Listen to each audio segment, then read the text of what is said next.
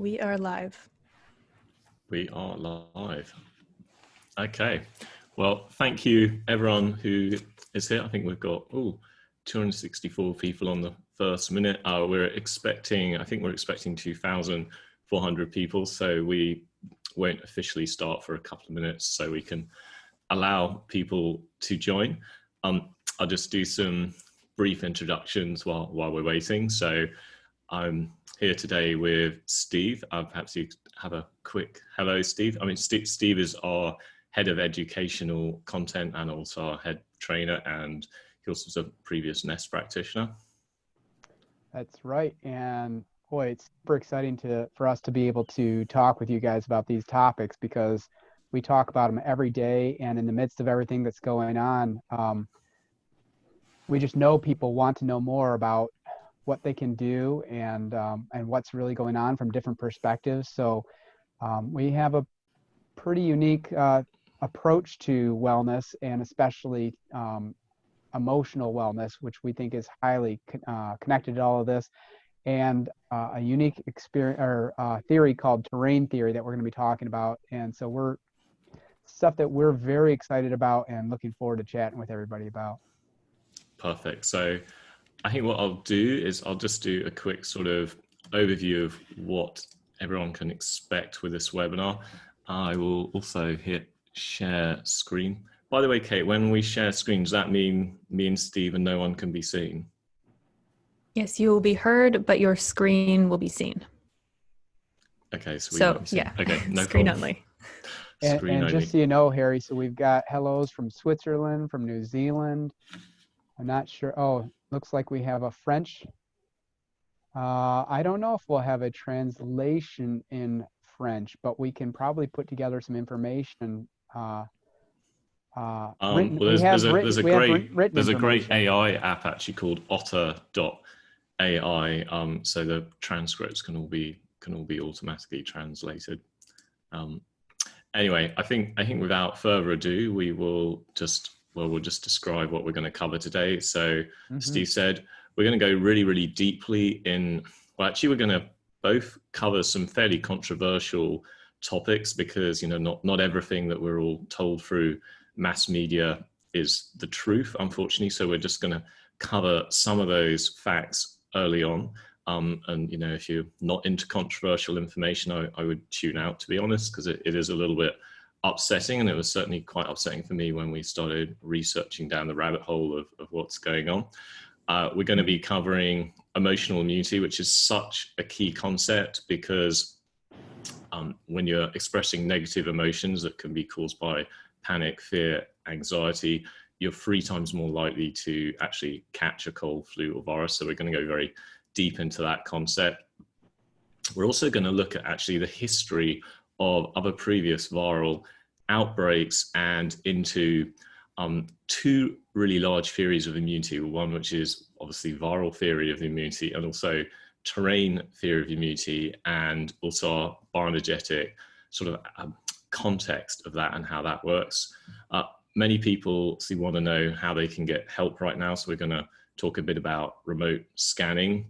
And this bit we're really, really quite excited about. So we've never done it before. So, many of us have our MyHealth. We're going to be using the MyHealth in a unique way. One, many of us are going to be broadcasting with it on. But 2, I've actually got it rigged up into our Zoom account here. And it's not something that anyone else can do. We basically have to write some special code for it. But we're basically going to be broadcasting the information from the MyHealth right through everyone's screens, so that people who don't have a MyHealth can also benefit. And then Patricia, who is an expert hypnotherapist, is going to be taking us through a visualization. And then basically we're going to do an extensive Q&A. We're basically going to do it, I say, for as long as people have questions, we'll answer them. So, if that's ours, that's ours. So hopefully someone will come and feed Steve, me, and Patricia to answer all your questions. So yeah, without further ado, I'll just see how the attendees are doing. I think it's probably a good moment to start the presentation. So I'll hit share screen. Always the magic moment. Does it all work? And then I have to hit play from start. Perfect. So I'll just ask, can everyone see the presentation? Yes, I can see it. Yeah, I can see it as well. And they're saying yes on the chat. Good. All right. Then we will go with that. So this is just me with a bit of legal stuff that I have to say. So firstly, this webinar is for educational purposes on bioenergetic wellness, and it's basically the opinion of the authors, i.e. me and Steve when he speaks. And if you want medical advice, absolutely, please go and see a qualified health practitioner. So with that said, let's move into some of the material. So I woke up this morning, and in a text, someone had sent me this article from the Wall Street Journal, and it basically said, is the coronavirus as deadly as they say? And unfortunately, I can't show you all of the article here, but basically, the long and short of it is the potential deaths seem to have been exaggerated by more than 100 times. So not twice, not 5 times, but 100 times. And if you want to go and read the full article, just go to the Wall Street Journal. I've put the link up on there, and we'll send everyone the link afterwards. So those of you who want to read that can see it, and you can actually find a number of similar articles in other newspapers that are coming out today, which is a little bit peculiar after the last 2 weeks of the opposite being said. And there's many reasons for this, so I'll just briefly get into them. One is the tests have an 80% false positive rate, which sort of means the tests are pretty almost useless. The other thing is really the true fatality rate. The fatality rate is really the portion of those infected who die, not the deaths from identified positive cases.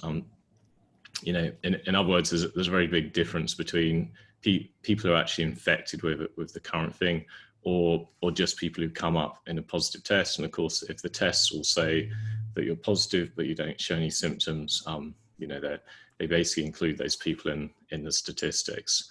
And I don't know, Steve, if you want to say anything more on that. Actually, we also did a podcast with a virologist who's really looked into the AIDS epidemic, the SARS epidemic, and also obviously the current corona epidemic. And he's also translated many of the Italian scientific papers, and also read some of the early evidence and papers that are coming out of China, and of course now in the US and Europe too. And so we recorded that podcast. I think that podcast is going out in a few days, which is called the Infectious Myth, and that goes into a lot of details of it. It's pretty controversial, but it's well worth listening to. I don't know if you want to add anything to that, Steve, before we go further.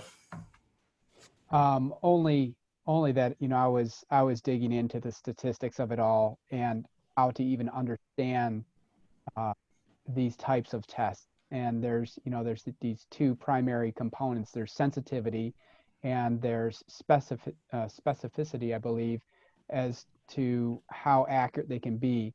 And then even the results, once you get them, depending on all that, really is based on all the symptoms you have in other tests. In other words, all it really is another indication. And if you only have a couple symptoms and don't show a really strong symptomology, and then you get a positive from a test like this, it actually only bumps the possibility that you even have it a little bit. So it's very fascinating, because in this article, which was Biostatistics website, they're explaining that a lot of doctors don't even understand this. They see the yes or no and they think it's a yes or no. And so it's just a fascinating topic. And so if you want to know more about that, just do a little research into statistics on this type of test, and you'll be kind of fascinated by where it takes you. Yeah, and actually, and I think it's on the infectiousmyth.com by David Crone. He wrote a whole article called the Corona. I think it's just called Corona. So you can look at all the sort of statistics and go really deep on that. So again, just for some other context, hundreds of thousands of people die each year from flu. You know, I'm talking about the US here. You know, see the headlines would be like 2 million people are going to die in the US. Let's say now the more sensible statisticians are saying it's probably going to be around 20,000, and this is compared to the hundreds of thousands. Actually, this is a global figure that die each year from the flu.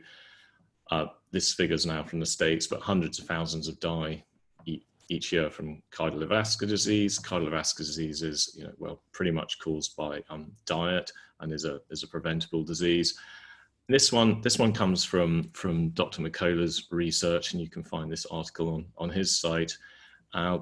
It's a horribly controversial statement, but according to his research, 800,000 people die each year from conventional medicine. So from basically from wrongly prescribed drugs, surgeries, and this is the sort of the hot potato, the nocebo effect. So I don't know, Steve, you have a comment on that fact before we go to the next slide? Yeah, I'll just say two quick things. One, that's probably global. I know it's a pretty conventional statement that at least 100,000 die in the USA each year, even from correctly prescribed medication. So I'm not sure if that's total in the USA or worldwide. One thing I just wanted to jump into real quickly and say, for everybody who's listening, and somebody's saying that total is in the USA. So I think that 800,000, you have 100,000 a year from correctly prescribed medicine, I believe. So the 800,000 could come from incorrectly prescribed drugs, surgeries, and all of that. I get that. That sounds right. One thing I want to say is, as we go through all of this, one point we want to make is we are not minimizing the seriousness of coronavirus for those who have underlying conditions, for the elderly, or for anyone who gets seriously sick or even dies from it. So we're not in any way suggesting that this is not a real problem. What we're trying to look at is, what is the extent of the problem and what can we do about it? So I just wanted to kind of put that out there for everyone. Sure, and really where we're leading here is into this idea of what we call the nocebo effect and emotional immunity. Now, the nocebo effect, probably everyone has heard of the placebo effect. You know, the placebo effect is always the sort of what conventional medicine sort of perceives as the joke of holistic medicine. They think everything is placebo, and just if you believe you're going to get well or something is going to work, it's at least, placebo is at least 30 to 50. Honestly, I think it probably goes up to 80%. If you really get the placebo effect to work properly, you can really get people to get well. The same is true, unfortunately, in exactly the opposite direction, which is called the nocebo effect. And the most obvious or well-known example of this is if you're told you're going to die from cancer, you basically get the prognosis, the diagnosis that says, unfortunately, you need to start writing your will. You're going to likely to die in 3 months. Most people who hear that, they do actually die in 3 months. That's the most extreme example of the nocebo. But the same applies to a lesser extent to most diseases. You might be told you have arthritis or you have Parkinson's, and mostly people are told that these are irreversible conditions. In fact, the whole Western medical model is built on the concept that diseases are basically not reversible, and you're going to be on drugs for life. That's the sort of the way it works. And unfortunately, one of the effects of being told that is, of course, that becomes a self-fulfilling prophecy, and that's what happens. Now, the reason we're saying all this, I don't really like to say all this stuff, and we're sort of putting our head above water by really going on a public webinar saying all this stuff, but I think it's important for people to know is when you get a huge pandemic and mass media speaking about this in such strong ways that 2 million people are going to die in the US, and however many million people it is globally. What effect can that be actually having on our health? So, when we're all told that many of us are going to get sick from a virus, or even actually that many of us are going to die from a virus, the effect, if we're looking at the effect of the nocebo effect that's happened throughout history for all of these other chronic conditions, unfortunately, the effect is more people will actually get symptoms, will get sick, and potentially more people die. I really hope that isn't true. So, Steve, do you have any comment on that? No, I think you covered that pretty well. That moves us on. I mean, that moves us on. Yeah, it's a horrible thing to say, really. And you might be wondering, how strong is this effect? So, we sort of went down started looking into this last week, and I came across a number of studies, and actually they were all summarized in one article, which I've included on this link here. And we'll probably put it in an email at the end of this webinar.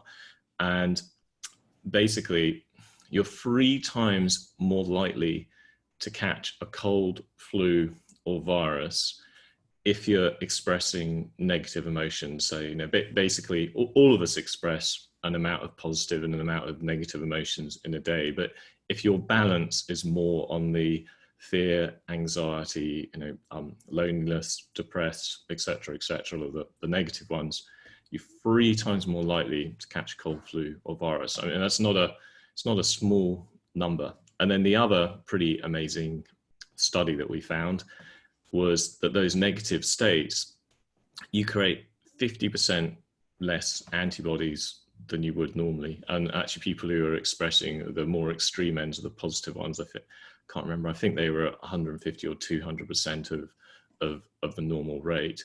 And again, that's really, really significant. So what on earth does that say, or what on earth does that say on what we should all be doing? Like, whether you believe the extent or the seriousness of the virus or not is sort of immaterial. Let's say the threat is exactly true as it's perceived in the mass media. Regardless of that, if we're overwhelmed by all this fear and anxiety during this crisis, and none of us know how long this is going to go on. I mean, we really hope it's going to be as short as possible. But negative emotions do tend to, if the stress keeps going and you don't learn to handle it correctly, then obviously the effect on your immunity can accumulate over time. So, Steve? I think we're all good. I'm actually just checking on some chats, some comments here, so I'm going to let you continue on if you don't mind. Sure. So, what is the impact of fear, anxiety, loneliness, and what can we do about it? I mean, that's really what the webinar is about. Well, really, we just want to make sure that we can enhance our emotional immunity. And basically, how we really see that, it's like a switch. So it's either working for us or it's against it, i.e., how can we activate our immunity? How can we activate those more positive states that's working for us? Or how can we resist all of those negative states so it's not working against us? And that we see is pretty important. Now, the placebo, if you're familiar with body field theory and the body's control system, how you can activate that, basically the placebo is the same. It's basically the same as the body's control system. And when we're looking at our overall body field theory, which part of it controls or will make us more positive? I think, Steve, probably be good why don't you explain a bit about the body's control system? Sure. So I think a lot of people here probably have a good sense of this, but for anybody who's kind of new to our theory, in the end, what it comes down to is when we talk about nutrition, we talk about medicine and things like that, we're really dealing with the body's chemistry.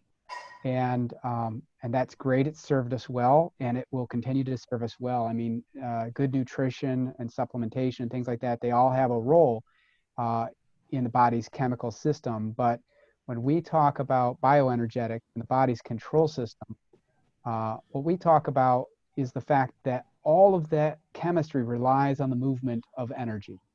And so you really have to take into account the energy of the body itself, which is all based in what we call fields. And that's why we talk about a body field. So this is when you get really into the physics of the body and how it works. And what we look at is, how is the control system for the energy flow and the communication in the body, how is that doing? Where does it need support? And how do we offer it that support? So that's really what we look for in bioenergetics. And so when we're talking about the body's control system, we're simply looking at how we move energy and information correctly through the body so that the chemical body that is normally looked at in medicine and so forth, so that that can operate correctly. So that's what we're sort of talking about with the body's control system. Perfect. So within the context, but basically within the context of the body field, we have certain parts of that which can basically help activate or turn on immunity. In other words, they're basically the connection between the brain and the overall immune system. So the most important really is the heart. In Chinese medicine, the heart is really the only organ that the Chinese associate with a positive state, which is joy.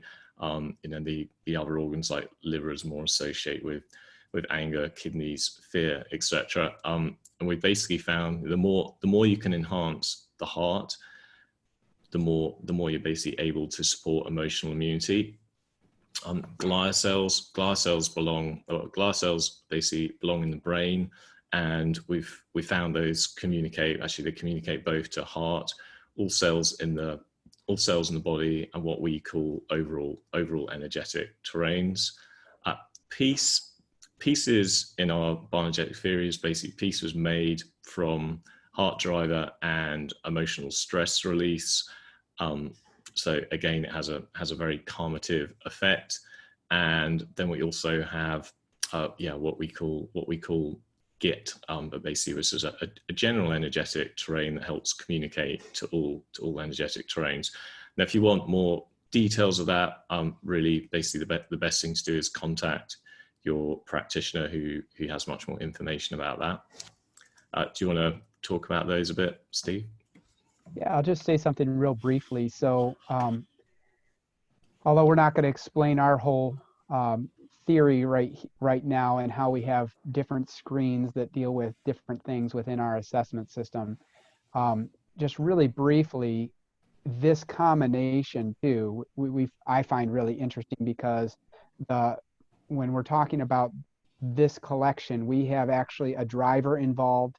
We have something that covers all of the communication system of the body, and we have others that connect to all of the correction systems of the body. So it's really a good balance of information that helps to power things, helps communicate things correctly, and helps to generate the body's or support the body's own healing responses. And so it's a good overall complement, one between the other. Perfect. All right. So before we move on, we'll basically just get into what we call terrain theory, which is basically the viral and terrain theory of disease. Now, the historical context of this, for those of you who don't know, basically there was a guy called Pasteur who originally thought bacteria would create disease. I'll go back a bit before that, but basically originally in society there are a couple of ideas. There was this idea that terrains, sorry, it's all the chat thing. I'll ignore the chat for a minute. I'll ignore the chat for a minute. I don't know how I can remove all that from my screen so I can just concentrate. All good. So but basically, yeah, so if we go back 120 odd years ago, bacteria was seen as the cause of disease. And actually, for context, in those days, they thought the body didn't have any bacteria and certainly didn't have any viruses inside it, or they basically thought a healthy body didn't have any bacteria. And so they thought some infectious agent would, come in from the outside and basically cause disease. The only problem was they noticed that some diseases, there weren't any bacteria associated with it. And so this idea basically of the virus was born. Now the idea of the virus was born, I think it was born was it 30 or 40, was it 50 years before the electron microscope, before it could be seen. So, which is all fine. But basically in virus theory, anyone believes that that anyone can catch a virus and get a disease.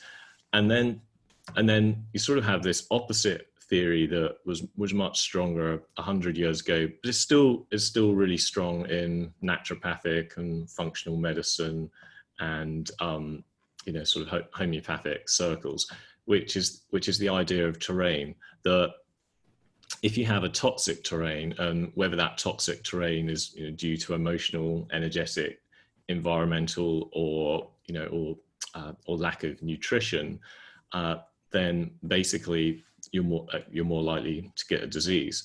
Now, you could say they're two sort of conceptually different type ideas, and maybe an example of that to sort of to be a bit more graphic. So you could either take a cell, take a cell in a culture, dump a load of toxins in, and then will that cell be healthy? Probably not. Or if we took it up to animals, if we put a bunch of dolphins in a swimming pool, added a load of horrible stuff to the swimming pool, again, probably the dolphins will get sick. So that's basically the terrain idea. Now, reality is it's not one or the other. It's not the virus theory. It sort of competes with terrain theory. It's more a question of how do these things work together, and how do they combine? And you could ask this other question, which came first, the terrain or the virus? Now this is pretty interesting, but unless you're making a virus in a lab, and even when viruses are made in labs, they're made in a cell culture. Viruses in the body are actually created in the cell, and cells obviously they excrete RNA and they excrete viruses. And basically, when you're looking from a bioenergetic point of view or an overall terrain theory, toxic terrain can create viruses. It's not that viruses don't spread, of course they do, but they're more likely to spread to other toxic terrains that RNA has resonance with. So, and the real question is, what matters more, or how on earth do we have more healthy cells that are less likely to get viruses? And the answer is more in the terrain side of the equation. So, Steve, do you have a comment on that? No, I think that covers it. Cool. So, if we're looking at this is sort of pretty interesting, and it's one of the new frontiers that really actually hasn't been looked at much at all. So there's 38 trillion bacteria in our microbiome, and that's fairly well established and more known about, at least in the functional medicine type circles. This is just this most incredible figure. There's 380 trillion viruses in what you call your virome. So basically, within your overall body, your blood, your cells, all the bacteria in your intestines or around the bacteria. It's 380 trillion, little strands of RNA and basically viruses.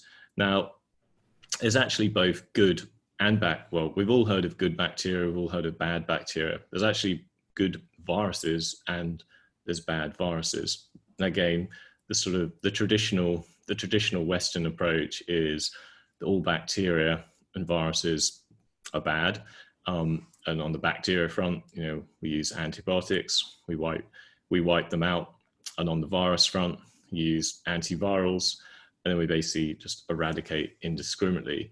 The only problem on the antiviral front, and I think we saw this a lot in the AIDS epidemic with AZT, is that antivirals basically completely screw up with cellular metabolism because naturally they're basically interfering with the RNA replication system, and lo and behold, you get all these other metabolic sort of diseases that come out from when you take them. So that's that approach.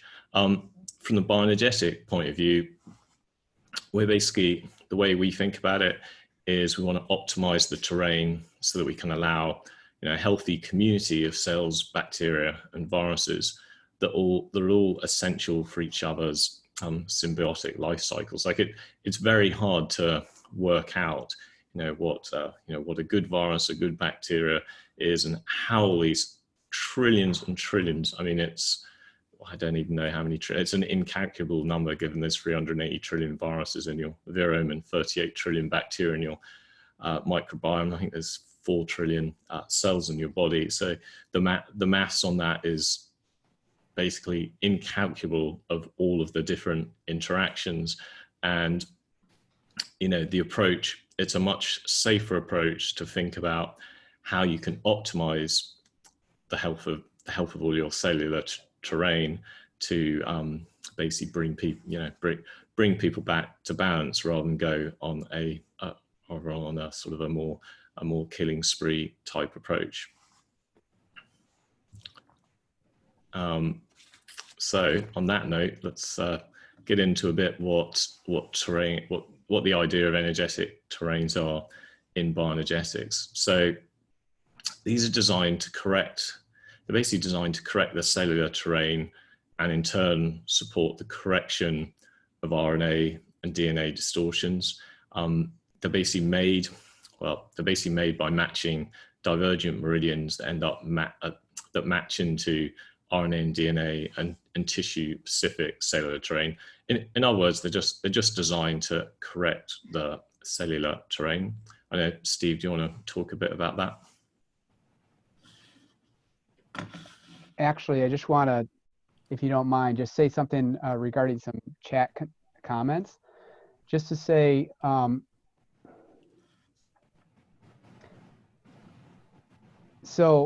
Harry's comments regarding Western medicine, listen, we're very aware that there's a lot of advancements in all of this. So when Harry's talking about using antibiotics to just kill things off, they do kill off indiscriminately, and antivirals do kill off indiscriminately.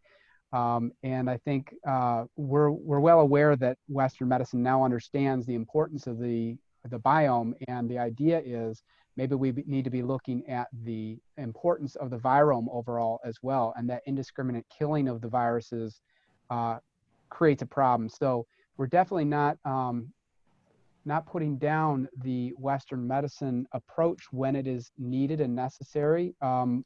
We always advise to go and see a medical professional at those times. What we're looking at is this other approach, this other theory that's now saying, hey, this terrain is really important. So let's focus on the idea that the terrain that keeps the viruses and bacteria and all of those in the right balance, because we know that that's the critical thing about the biome. And so I think as we're talking about terrain, let's keep in mind that what we're talking about is keeping all of this in balance and keeping the friendly bacteria, the friendly viruses, all the things that we need in balance and keep things in check. So that's really what we're trying to talk about here. Perfect. So yeah, when we're looking at terrains, really a couple of things are happening. So you have your cell, within it obviously there's DNA and RNA, and you get environmental signals, and within those signals you basically have negative signals, which are things like toxins, thoughts, bacteria, viruses, negative lifestyle type things that are happening.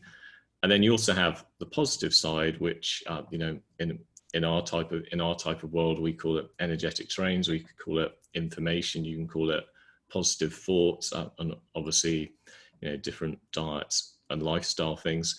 And those different types of signals that are basically communicating to cells, they basically have an influence on the protein replication machinery of the cells. And so you can get a positive effect on, it either starts creating immune cells or proteins for rebuilding, and then you also produce beneficial RNA and beneficial viruses for your virome, or of course it's taken over by it's taken over by a negative virus, and you end up with rogue proteins or more harmful viruses that are spread. Really, what we're trying to do with energetic terrains is basically feed more of the positive, so that you're able to have a more optimized cellular terrain, which helps. And with energetic terrains, generally those create a faster type of shift. You can get a mild to strong response for 2 to 3 days, and then it generally clears up rather quickly. And generally, if you get a really strong response, ESR can calm things down. But generally, it's better just to see that whole correction through. Steve? No, good on all of that. I think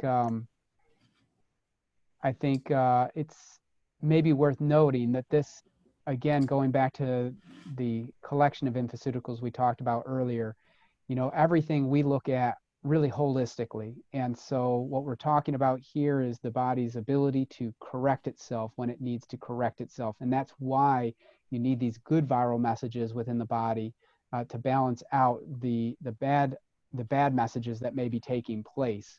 And so that's the aspect that you're talking about here. But again, we also talk about the importance of powering the body overall and all of these different things that come together as a whole here.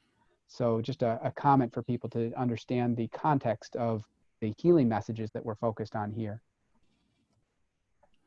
Perfect. So, generally, if you're looking at energetic terrain or immune support, ET2 is the one that we found that has been bioenergetically matched to what. The cell driver, basically cell driver is matched to all cells in the body. Immune driver, and also what we call ES1. Now, ES1 has a particular affinity for helping, basically for helping support the immune system that is under duress from EMF. So all 4 of those are pretty helpful for immune support. And what else was I going to say? Remote scanning. I think remote scanning is more Steve's section, but basically. Now, within all this, we basically combine these two concepts together.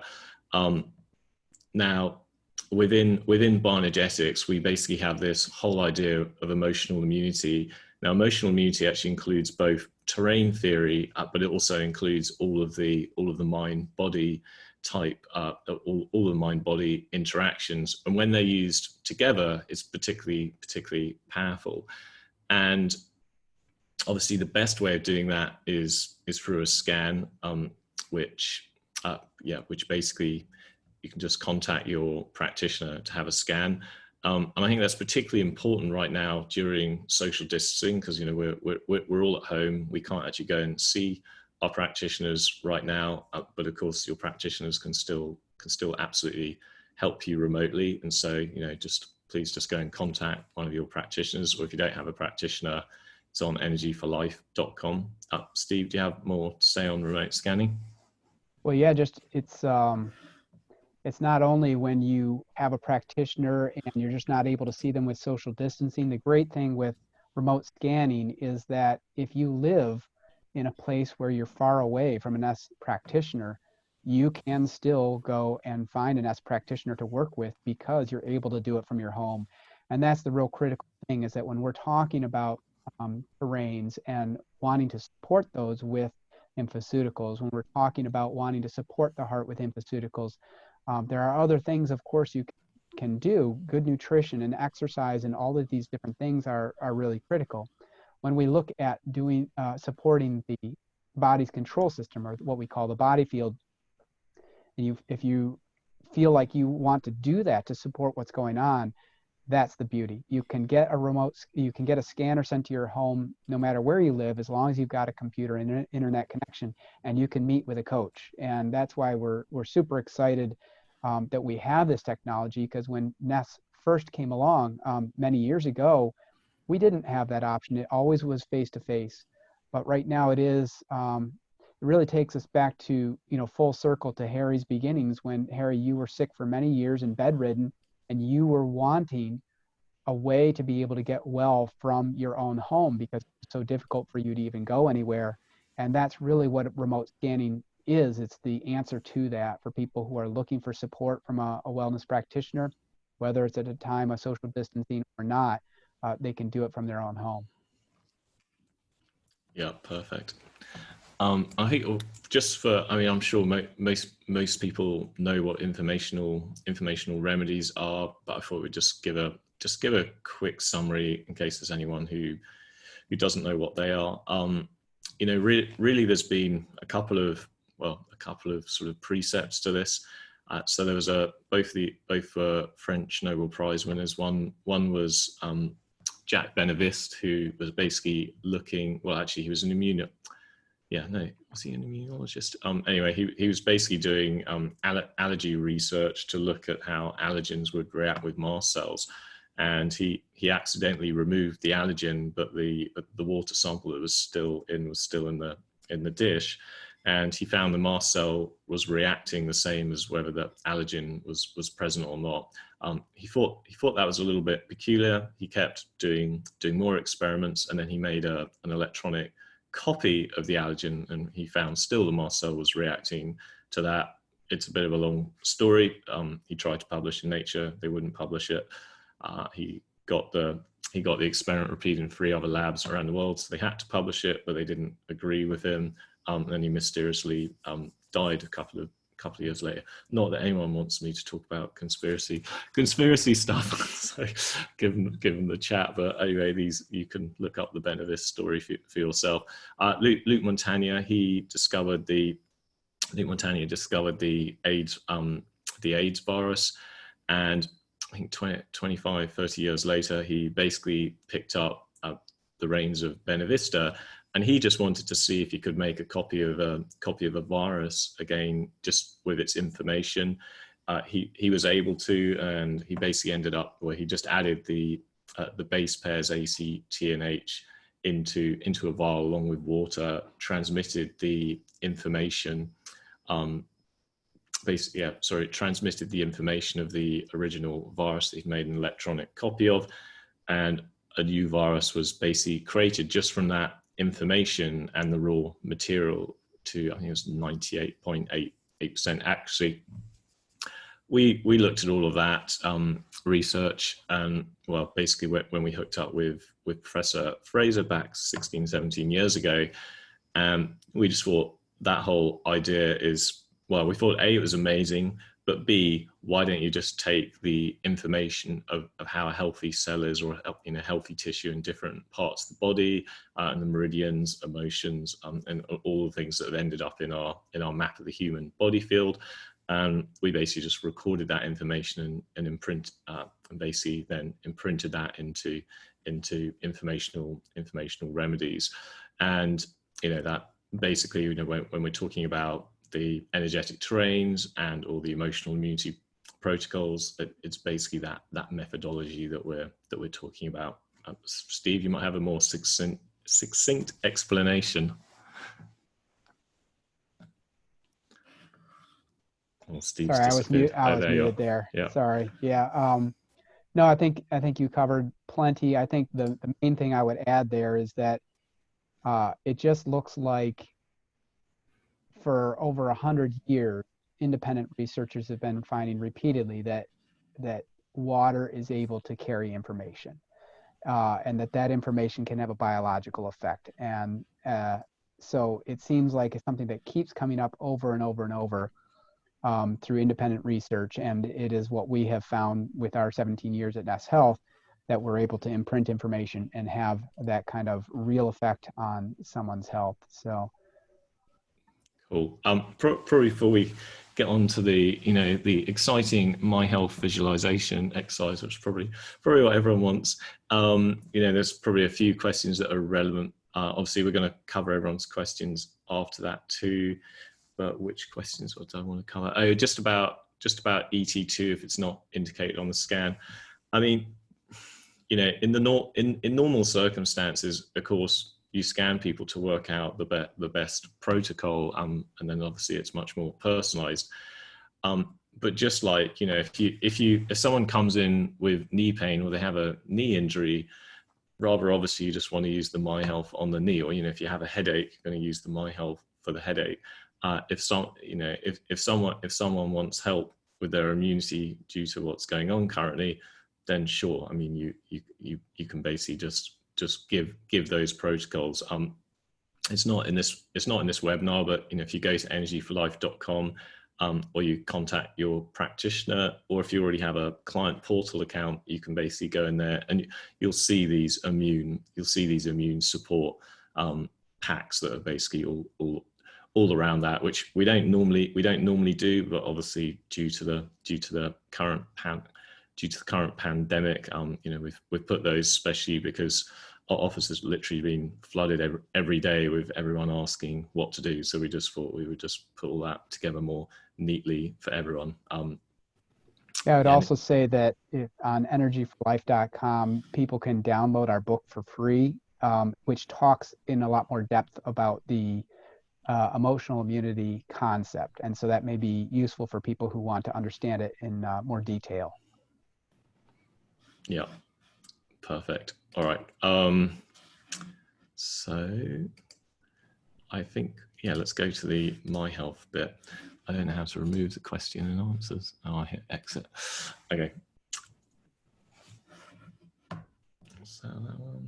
Okay, perfect. So Patricia, are you ready?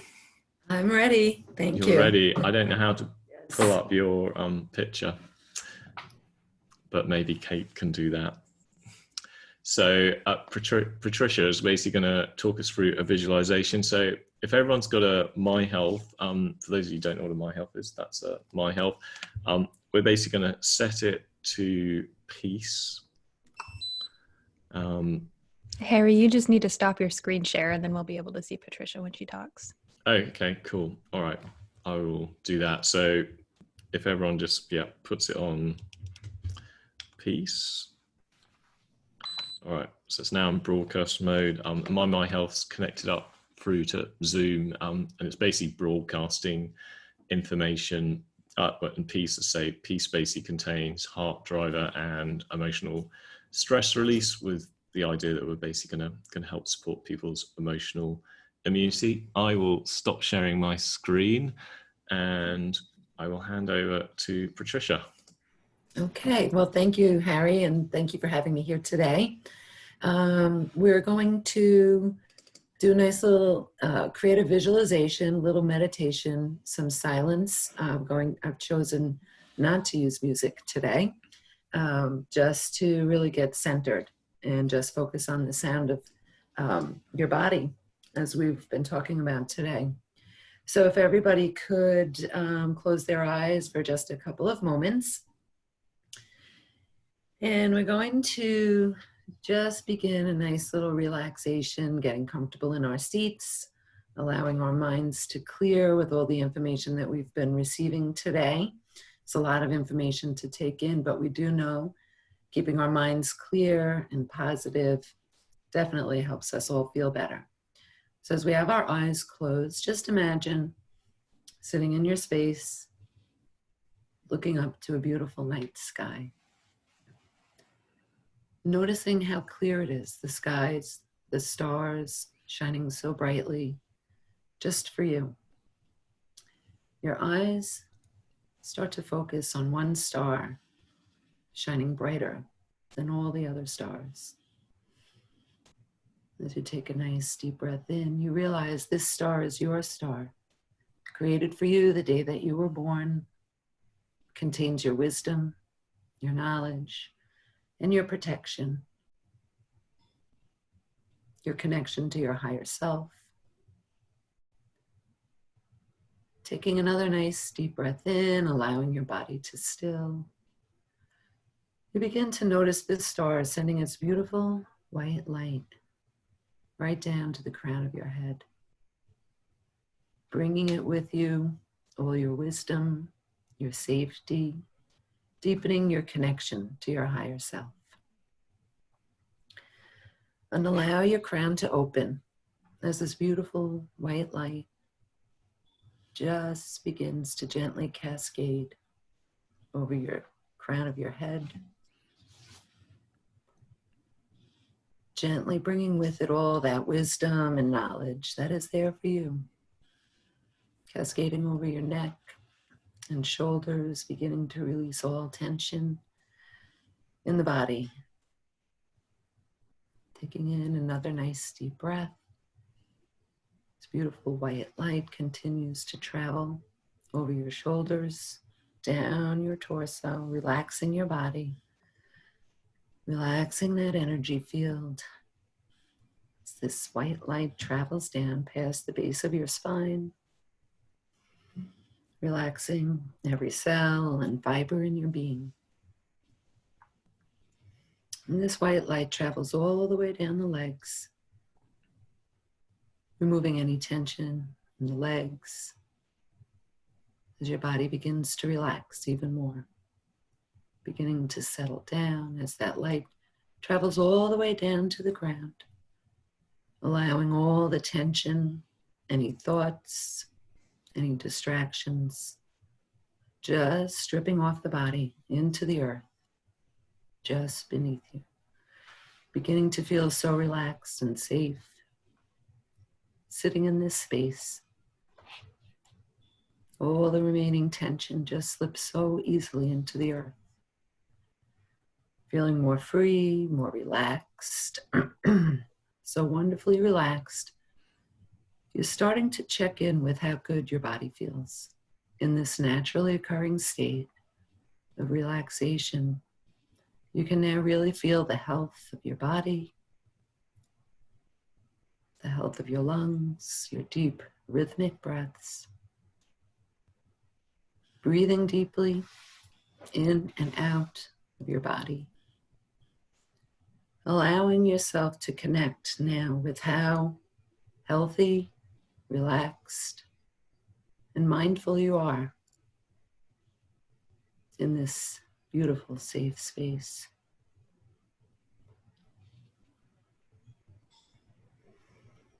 Continuing now to take another deep breath in. Sitting in this space, let's begin to check in with that heart area. Sending all of your mind's attention right down to the heart. Breathing all the focus in, right to the heart area. And as you're focusing on that healthy, beating heart, start to tap into that feeling of joy that we have when we're connecting with the body. That feeling of love. Allow your heart to open. Continuing that nice, easy breath, connecting with that love and joy. Imagine expanding that light out now. Expanding that light from your heart, surrounding yourself in that feeling of love and joy. Taking in another nice, refreshing breath. Imagine extending that loving feeling right out to your loved ones. Inviting your loved ones into your mind's eye and your mind's knowing. Feeling safe and healthy and protected. And let's expand that circle of love and joy a little bit further out into the rest of the world. Taking in another deep breath, and upon the exhale, expanding that love even further, knowing how energy travels, And notice how joyful you feel sending this love out into the world, beginning to surround the earth with this loving, joyful feeling. Take another nice deep breath in. And as you exhale, beginning to expand even further across the oceans, feeling this expansive feeling of love and joy to encircle all beings. Healing the earth, creating a circle of love. And you can begin to feel how abundant this love and joy is. Begin to feel and understand that there is an unending supply of love and joy. And as you send that feeling, that emotion out into the universe has no choice but to reflect this powerful feeling of love and joy back to you. Allow yourself to receive, to feel the love and the joy within you. As that healing love and abundance settles into every cell and fiber of your being, awakening those cells, healing those cells, keeping you healthy. And sitting in that space now, I'm going to begin to count you up in a moment now, from 1 to 5. At number 5, you can open your eyes, feeling amazing, feeling healthy, feeling loving, feeling joyful. So 1, breathing yourself back into the body. 2, becoming more and more alert, beginning to breathe life back into the body, connecting mind, body, and soul with number 2. And number 3, wiggle your fingers and toes, becoming more alert, more awake, more alive. Number 4, really coming back into your body, feeling that love, feeling that joy, feeling abundant. And 5, you can open those eyes. Thank you. So hoping everybody's feeling pretty good, starting to just feel expansive. So thank you, Harry, for that. I've been muted. Oh, I'm muted. Can you hear me? I could hear you. Oh, Can cool. you hear me? Okay. I Yeah, thought there no, you I was muted. Oh, okay. I'm live again. Thank you, Patricia. That was great. Thank So I think what we'll do now is go through a bunch of people's questions. Obviously while we were speaking, we weren't really able to read and answer people's questions, but we can do it now. So yeah, Jennifer asked, what are your thoughts about 5G with all that is going on?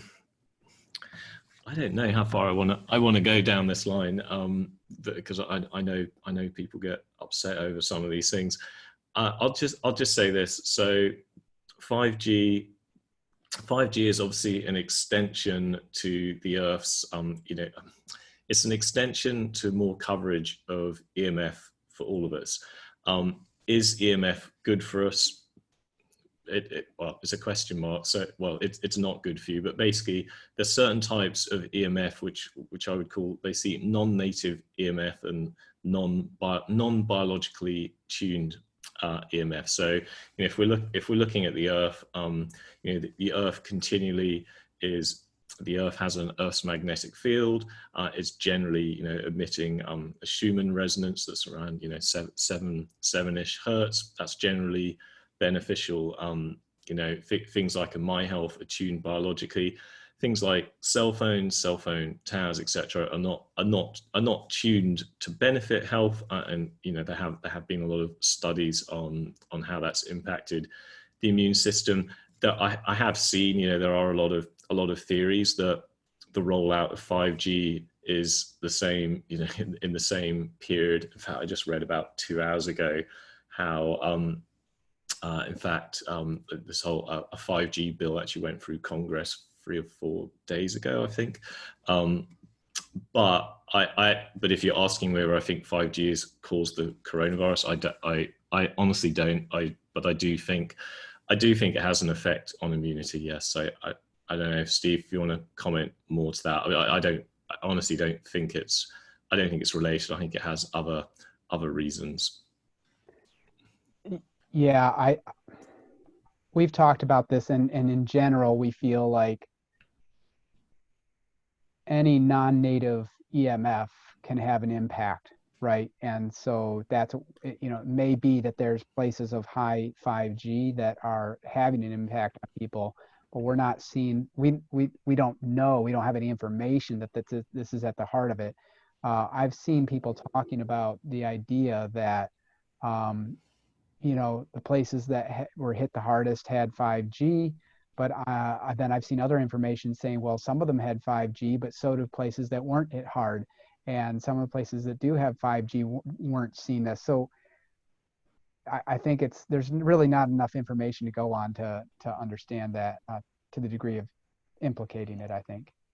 Yeah, no, I agree on that. So here's another question. Would it be beneficial to be remotely scanned more frequently by my practitioner? What's to say, between one body field, I think they mean scan, and another, or integrate with other infoceuticals.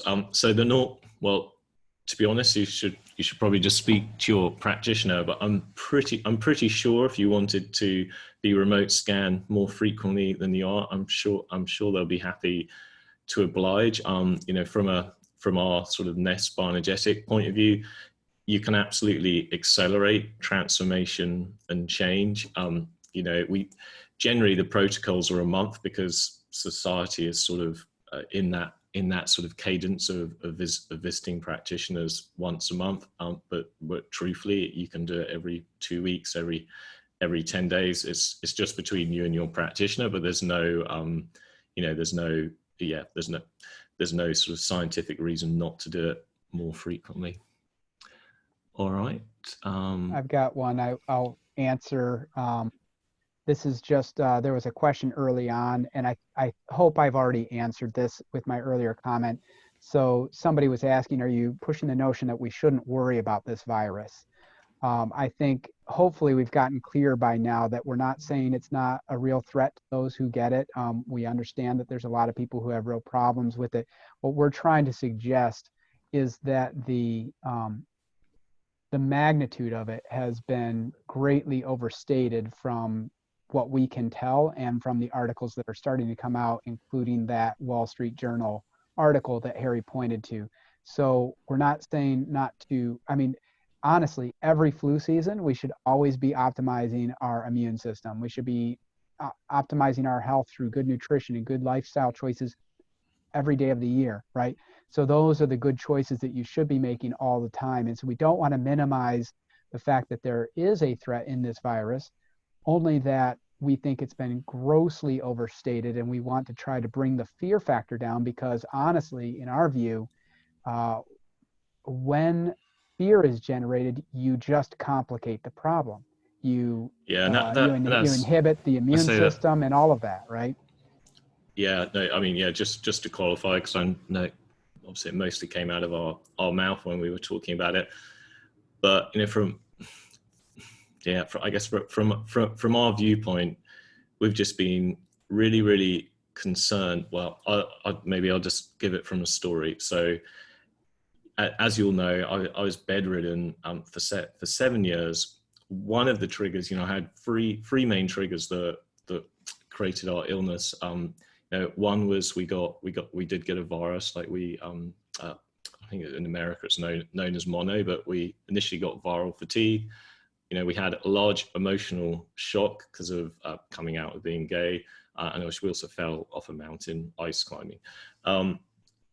And so I've experienced firsthand the trauma involved from negative emotions, because, you know, in basic, and all of the, you know, I was so fearful and so anxious for all of those years. And, you know, part of that is what kept me in bed for all of those years. And, you know, so you might be wondering why I'm putting out this message. And I really did think about it. And I was honestly on the fence. We were just going to educate people about solutions, or, you know, or we could sort of give it, or we could sort of give it some context. And so, you know, when we're seeing what's going on here, whether, you know, for sure viruses are real, and we're not saying that they're not, but if it's over exaggerated, the amount of fear, anxiety, you know, social isolation creates, well, you know, can create loneliness. And who are the people at risk? The people at risk are generally in old age. They already have pre-existing conditions, you know, and I hate to go down that line, but I'll repeat it. You know, that they're on a bunch of pharmaceuticals as well. And with those people, you know, because they're at more risk, and then we add in all of this extra anxiety and fear and isolation, you know, so, you know, old people at home, they may not be with their other family members and loved ones, and they're being told, you know, and they know that they're old and got these preconditions, and they therefore are more likely to die from a threat. And yeah, I guess the question that was going through our minds is, you know, how can we have a little bit of impact in how we can support them, in how we can support them emotionally, so that they don't, you know, I mean, it just comes back, you know, I've experienced it firsthand for 7 years. And so I just have this, I don't know what you want to call it, but, you know, I can imagine what it's like for many people who are stuck at home right now. And so anyway, it's a hard point to amplify, because I know it's very controversial, but it is, you know, it is real. Like you can, I think someone noted on Bruce Lipton, like, you know, there are different versions or interpretations of the word nocebo. I was basically taking the sort of Bruce Lipton type version that he writes about in his books, and has done video that basically just sees nocebo as the opposite of placebo. I know the Wikipedia version is slightly different, but that's the context that we were saying in it. And really our point is just to get across for people that effect, it is real, and it's sort of regardless, you know, a virus can, the virus is here, it's circulating, but the more we can help each other, have stronger emotional immunity, have a sort of a stronger, just more strength just more strength in this moment, the less what I'm classifying as what I'm classifying the nocebo effect will have it. And I might even ask Patricia, are you okay by being put on the spot? Because Patricia is a trauma expert. She's actually helped many people through many, you know, negative emotion conditions, and she's also seen an awful lot of people heal by helping resolve, you know, their negative emotions against positive emotions. So I mean, maybe you could speak to that for a couple of minutes, just so people understand understand this other side of the story, because it's as I say, it's not that we're negating that a virus exists. We're just saying there's this other huge emotional immune effect that is an important part of the story. Right.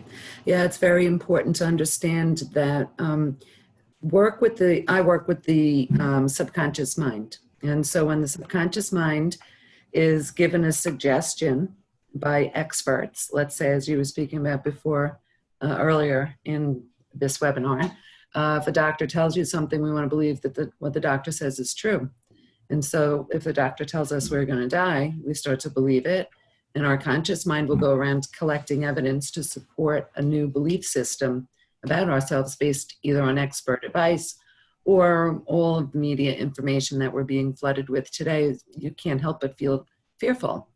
And the more that our mind believes that we are apt to have something, the more fearful we are, the more likely we are to attract that something, whether it's the virus or that ill feeling within our body.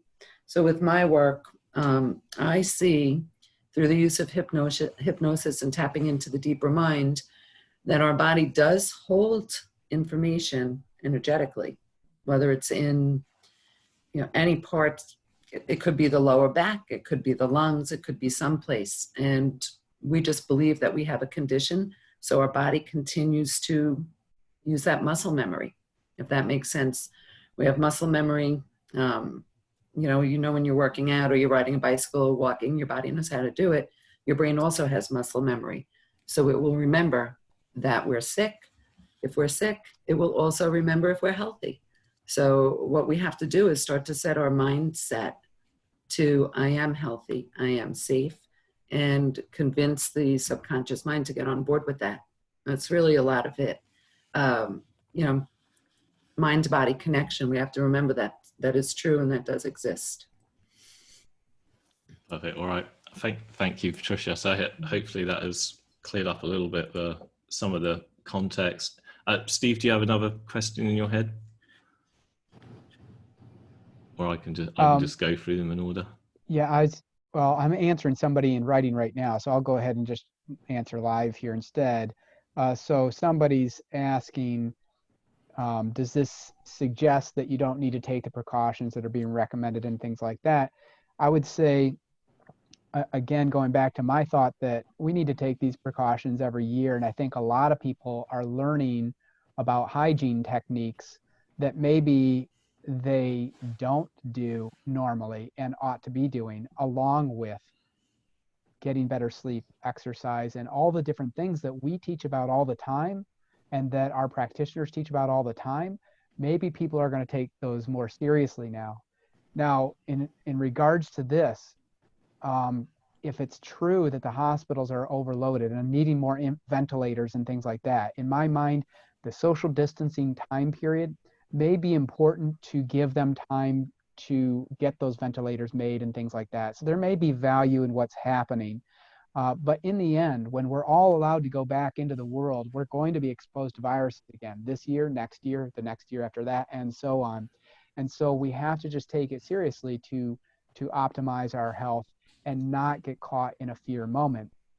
Helen, you were absolutely right. Helen King, you mentioned that the fear is contagious, but so can be the non-fear. If we pass along our confidence to people and show them the steps to take to stay well, and show them that we are not afraid and we're ready to go out there and help other people. These are the things that we want to become contagious instead, right? We have the power to do that instead of letting the media guide how we are supposed to feel. We are supposed to be fearful. We are supposed to this and that and that. What we're saying is when you come down to the logic of it, as the Wall Street Journal was showing, it actually doesn't add up, the kind of fear that they're trying to imprint on us. And so we need to not be programmed by the programming, right? We need to take necessary precautions, but take them without fear. There is a difference. And so if you can set aside your, if you can remember, like, I mean, we all laugh when we say, well, I saw it on the internet, so it must be true, right? We all laugh when we say that. Well, why isn't that the same with a book or media, a newspaper or a TV show? Like, any of these, if somebody says it on a camera, it doesn't make it true. If somebody says it in a newspaper, it doesn't make it true.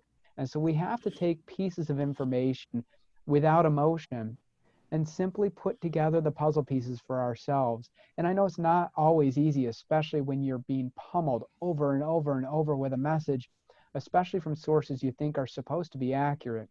But I think we're all starting to learn that everybody has an agenda, and we have to be careful not to tap into their agenda and make that agenda control us. And I'm not talking big conspiracy theories here. Everybody is pushing, something, right? And so, well, I won't go into more details. I think we all know what we're talking about here, right? We all have something to promote. And so let's just not tap into that. I think that's the main thing that we're trying to put out here. And if we can support people's emotional immunity through this, it is going to boost their immune system. There's many, many studies on how stress and negative moods affect this. Anxiety, loneliness, all of those are measurably affect the immune system, measurably drop white blood cell counts and things like that. And that's what we're really talking about.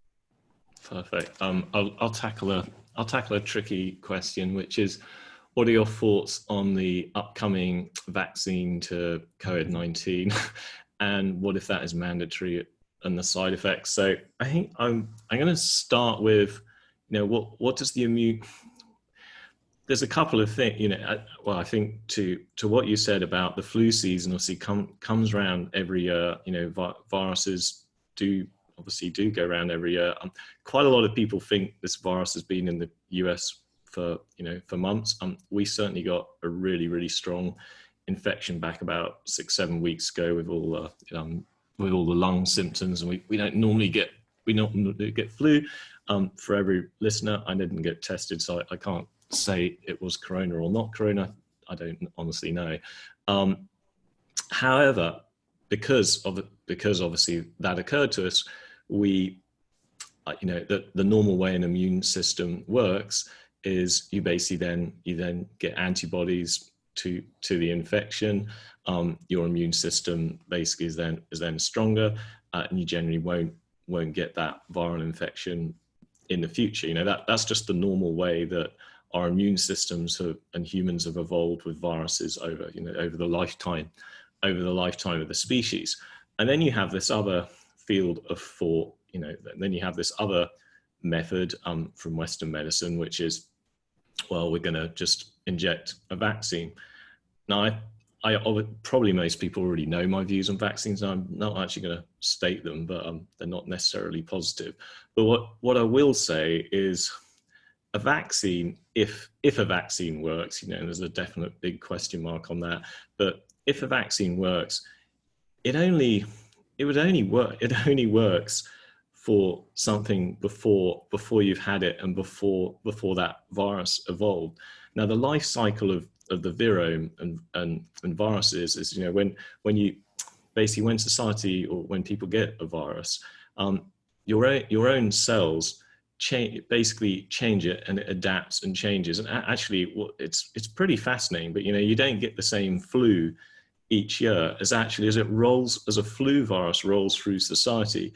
It actually gets pretty ineffective by the end. Like it's actually not the same thing as at the beginning of a flu season as by the end.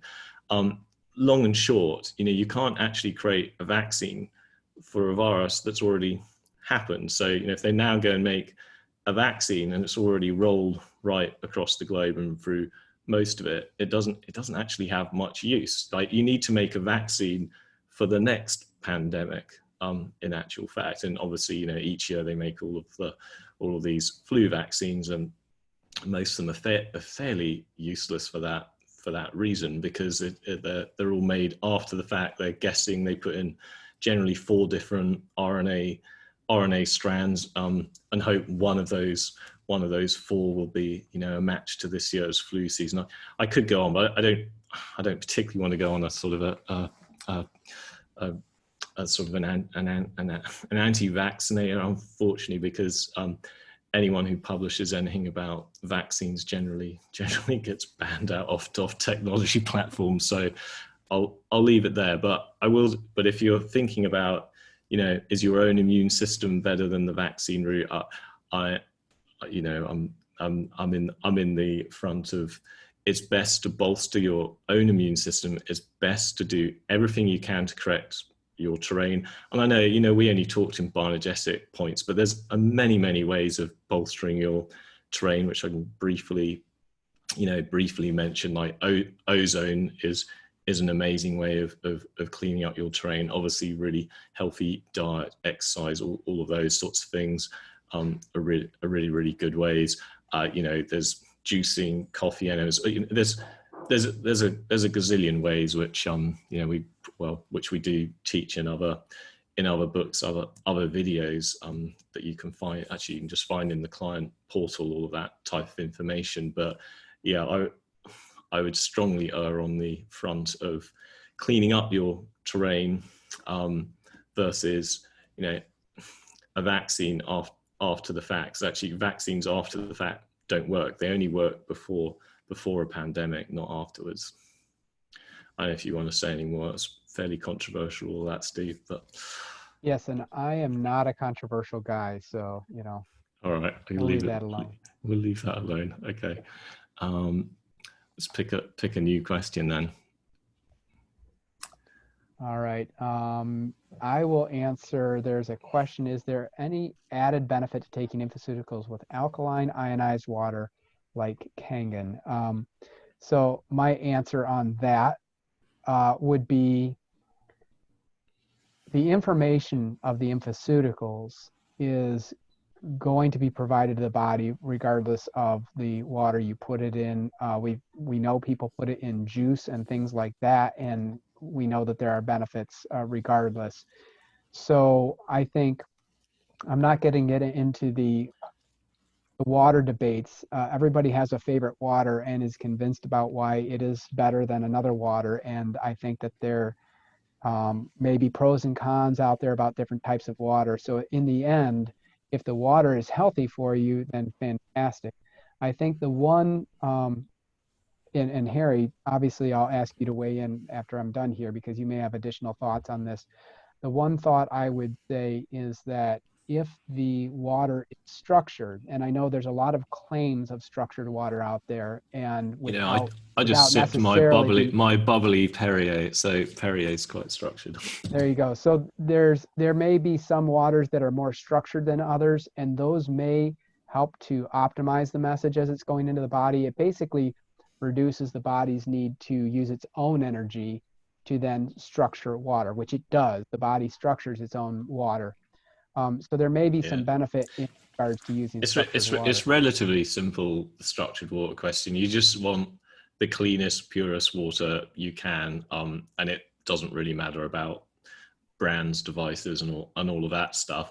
You know, obviously the cleanest water you can would be out of some mountain brook that has been been filtered.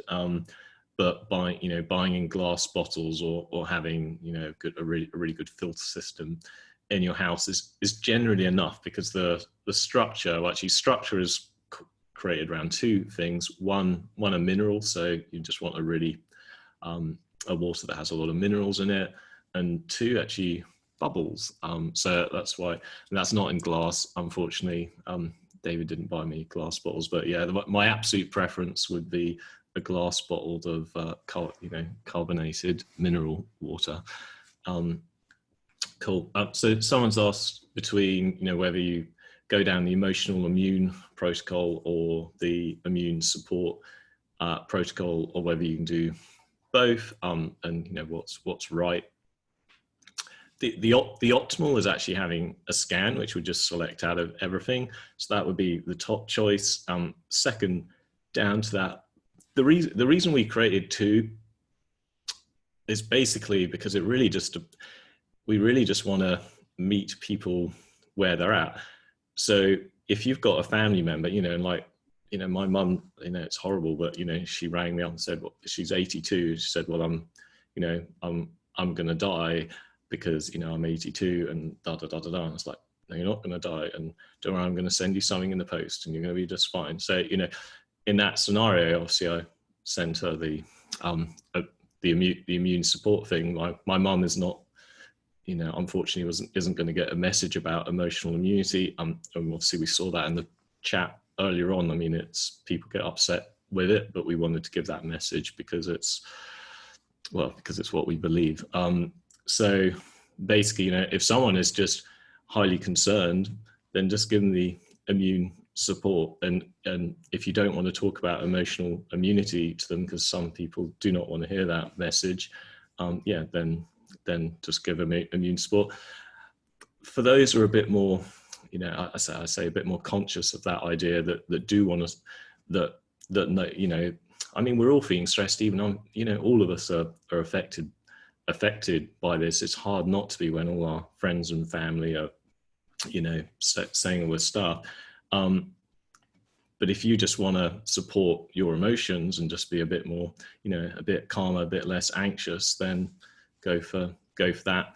Honestly, you can do both. It's just fine too. If that, I don't know, Steve, do you have anything to add on that? No, the only other thing I was going to add, somebody mentioned earlier that he or she was actually enjoying this because they're an introvert and using this. And I was going to just add to that and say, that's the other thing, is that we can besides just not being in a fearful state, like we know that society in general is in a sympathetic state. We're all in fight and flight all the time. We're all running around doing things, and that itself is problematic for us. It's fine in its appropriate balance, but it's generally out of balance for most of the population. So although this was sort of thrust upon us for those of us who have to sort of stay in the home most of the time, there is this opportunity for us to do some introspection, to reconnect with loved ones if we live in a home with people, or to spend some time on Skype or Zoom with people, with our family, if we're at a distance from them, to work on projects that we've been putting off. There's a lot of opportunity here actually to grow as people.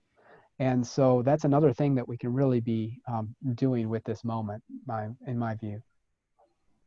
Cool. So it's a fairly easy question. So if water can carry information, then how is this different than homeopathic backflower remedies? It's pretty straightforward, but basically we were just I should probably just go back to the origins of how homeopathy works. So homeopathy works by taking a substance that would generally create the symptoms. So the easiest example is Nux vomica is a plant that if you ate the plant, you would literally vomit because it's so toxic. And then Hahnemann, 200 plus years ago, he diluted basically Nux vomica down to pretty much nothing, well actually where there's no molecules left. And basically by taking the dilution, the body would react in such a way that it would strengthen the stomach and help get people over the sickness. So that's how homeopathy works. You're getting the body to respond to a negative environmental signal. Similar with backflower or any part of homeopathy. That's basically the principle of homeopathy. What we thought, or what we do, is we just said, well, why don't we just record how things can be when they're optimal? I.e., we're talking about this cellular terrain idea. Well, why don't we record the information of a healthy terrain and healthy terrain in different tissues around the body? We just recorded that information, and the benefit of that, it's basically much more direct. We're not hoping that the body will react in some sort of indirect way or understand what we're trying to do. We're just saying, look, just go here, go here, go here. So anyway, hopefully that explains. Do you have anything to add to that?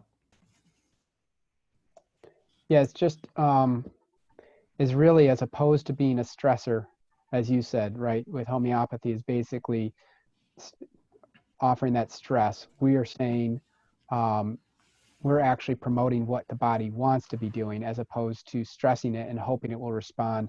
And the one challenge you have when you are stressing it and hoping for a response is that you need the body to have the energy and the correct information for the response. And that's why a lot of people have found that the two can work very well together.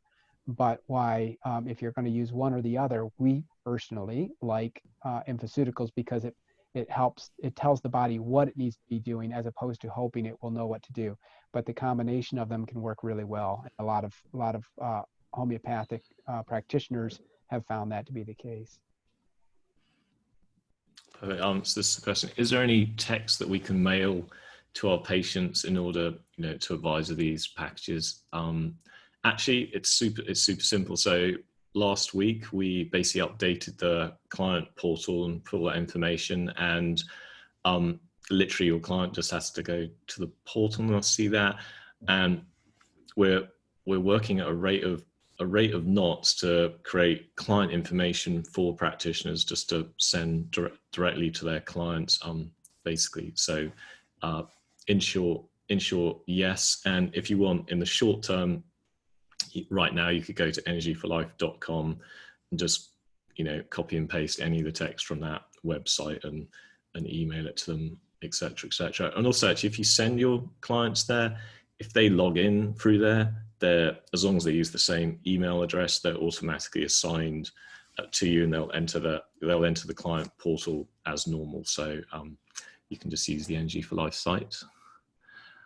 Yeah, I I'll was answer told. this one by Tracy Vaught here, who's at, oh, now it's moving. Oh, I Is need there to. a setting in the MyHealth for ET15? So Tracy, just to be clear, the protocols that we talked about, the heart, wheel, cell, peace, and GET, that's an infoceutical protocol. If you put those four together, that's not built into the MyHealth.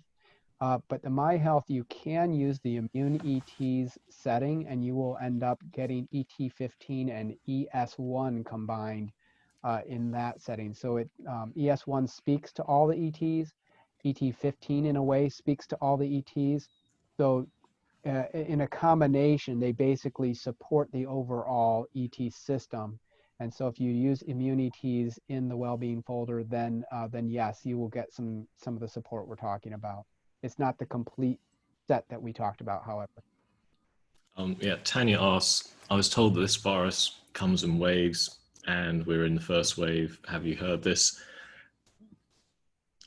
It sort of comes down to the media side again, but nobody obviously knows. SARS a few years ago was a corona type virus, and now we have this corona type pandemic, but really no one can forecast the future. I mean, that's probably all we can say. But of course, every year, viruses do go around, and for sure in society we're going to see other viruses. Again, we don't know the necessary true stats, but I think if you look deeper into this, not right now, so I think that no one can do all the fact checking right now, but if you wait out 3 months and go and dig deeper on the net into all the science and the fact checking, that probably will give you your answer. But right now we can't give an answer.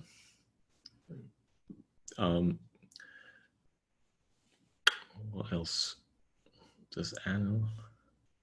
I don't know what a cation is. So I don't think we do analyze cations. I'm not sure what that is. Can you explain in more detail about how the EMF infoceutical works to help increase our resilience in the face of EMF overload? So it actually works pretty much the same way as all our infoceuticals. So when we were looking at the body field, this is back 15, 16 years ago, we basically found bioenergetic matches to, if you're familiar with our integrator system, basically the body field we categorize into these 12 different compartments that we call the energetic integrators. And we found EMF, just from memory, I think it affected EI1 to 7, 8, 9, more than, and 12, more than the other integrators. So then basically how we made the EMF infoceutical, we then just compiled all of those integrators into one new information set, and then we imprinted that. So in other words, we're strengthening the areas of the body field that are affected the most by EMF. You might ask, like, why didn't we just do it for everything?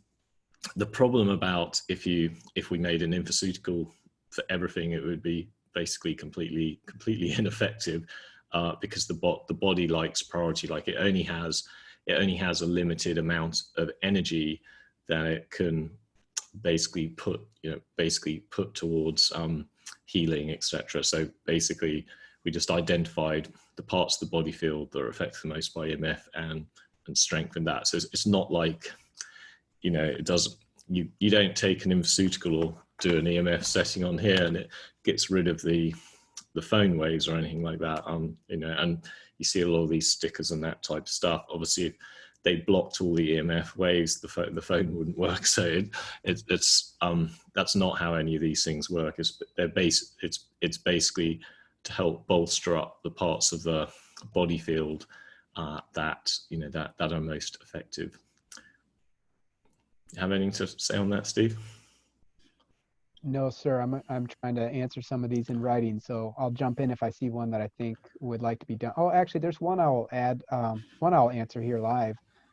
Somebody had asked about glial cell and whether that ought to take priority over other energetic terrains, even though we numbered it at the end. So this is actually a conversation Harry and I had when we were rolling it out, because glial cell was developed years ago, but it wasn't included in our system at the time it was developed.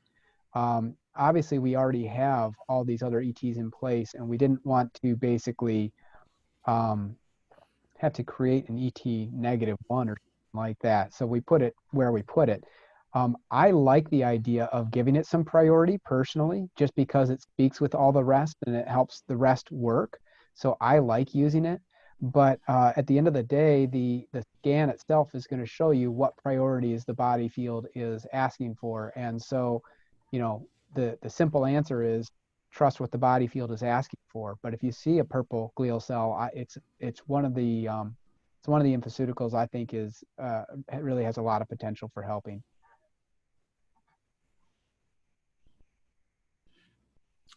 So I don't have any pharmaceuticals to hand, but I do have a MyHealth. Are there any cycles aside from Inner Peace and EMF protection that we generally good to focus on at this time? So yeah, so there's a protection folder. You know what, I can load it up myself. What do we got? Yeah, so in the protection folder, well, there's an EMF one. In the well-being, you've got immune ETs, so that's a good one. CFI stands for colds, flu, immunity. That's another good one. What else have we got? Got physical rejuvenation, all good. And then you've got an energy folder. All of those are good, but you know, recharge and energy align will basically help support your overall energy. Obviously, the more energy you have during this time, the healthier you'll be.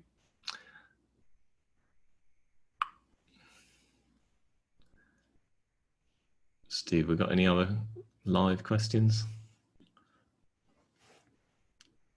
Yeah, we've got. Are you in the Q&A section? That's what I'm in right now, and I'm answering a few of these questions.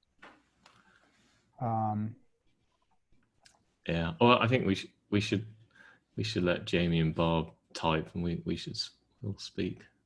Got it. So you just answered on the EMF.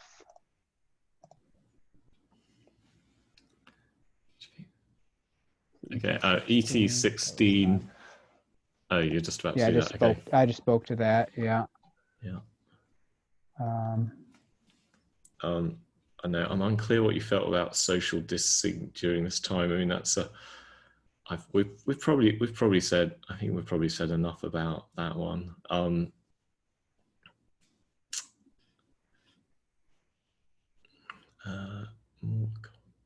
Oh, you can use the drops directly into your mouth, no problem. Just make sure you're not touching the dropper to your tongue so you don't contaminate it. But that's actually how I take the drops myself. I take them directly, straight into my mouth that way. Yep. So the infoceuticals help to address so many things. Once they address the targeted issues, is that issue resolved until a new imbalance problem arises? So generally, the inflammation of the body, you know, generally when it's resolved, it's resolved until some other environmental signal knocks it back off. And you can actually also create your own internal environmental signals. Like for the instance, if you have a lot of trauma, sometimes you can re-trigger things. But generally, yes, it'll stay stable. Answer that one. So here's one, more of a comment than a question, or have you seen this paper supports the idea that there might be beneficial viruses?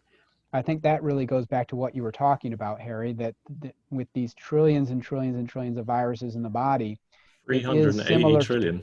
Yeah, it's similar to the bacterial microbiome in that there's positive and negative. And so in our view, yes, you need a balance, because basically what it is viruses are viral information. It is a way for the body to replicate information.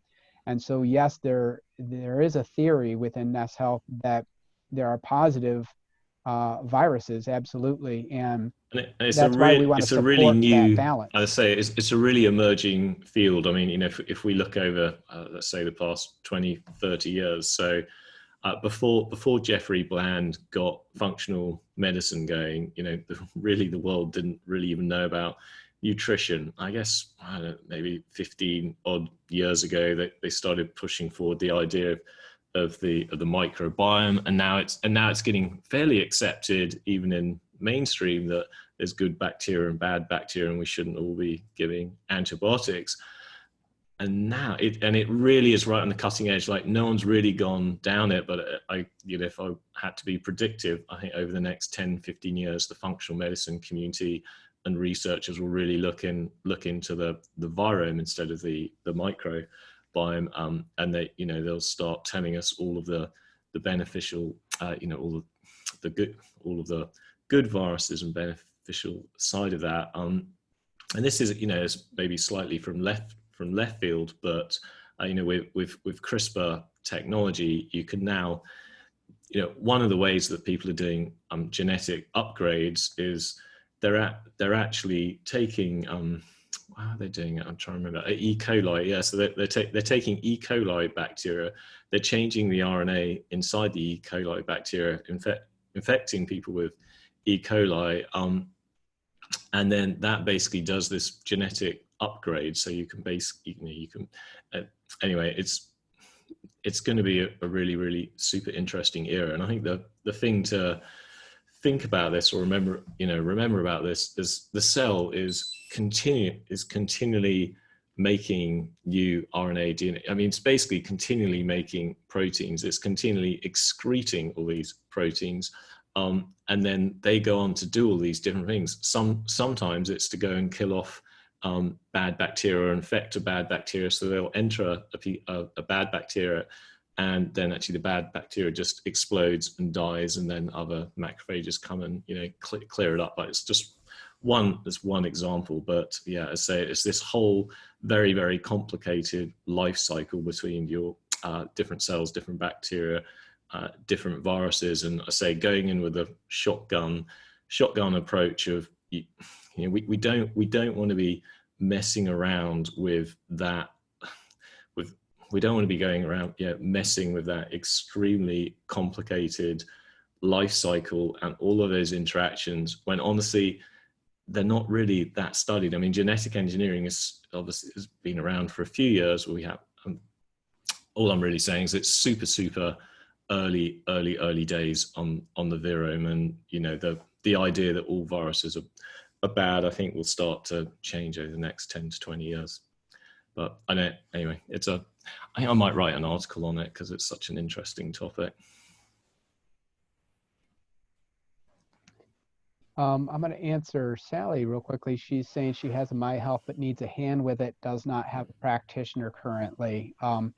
So Sally, if you have a MyHealth and need help with that, for one thing, we're going to be doing a MyHealth presentation, I think, in a couple of weeks, right, Harry? So people should watch their emails for that. Yeah, it's probably a good moment. I'll just pull up a quick slide on that, actually. And in the meantime, Sally, just reach out to our support team at nesshealth.com. You can reach out to our support team. You can look at getting a battery for it, but at the same time, if you're ever looking for a scan, our team would be able to then assist you with connecting with an active practitioner. Okay. Cool. So yeah, I mean, we might as well just mention this.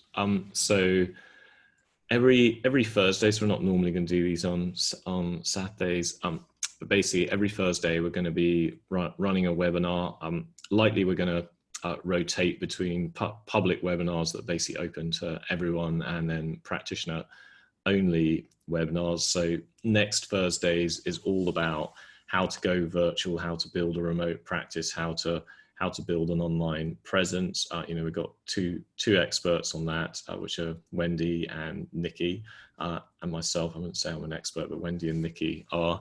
The following Thursday, Todd will be joining up. Steve's also on all of these. The following Thursday on April the 9th, we're going to be doing a MyHealth one. That one's a public one, so everyone can do that. And the following Thursday is managing stress during times of uncertainty. So we'll be joined by Dean Akers and Lenny Izzo as well for that. Basically, that's a lot of the choice point material, and and also we'll just be covering, because there's so many difficult choices and decisions that have to be made. I mean, actually, the company is making a lot of difficult choices ourselves right now, and absolutely every business and family and employee on the planet is right now. And so we're going to be basically talking about that and just seeing what we can do to help people make, wiser choices that will help them over the long term. All right, so we'll go back to your questions. Steve, what's the next question?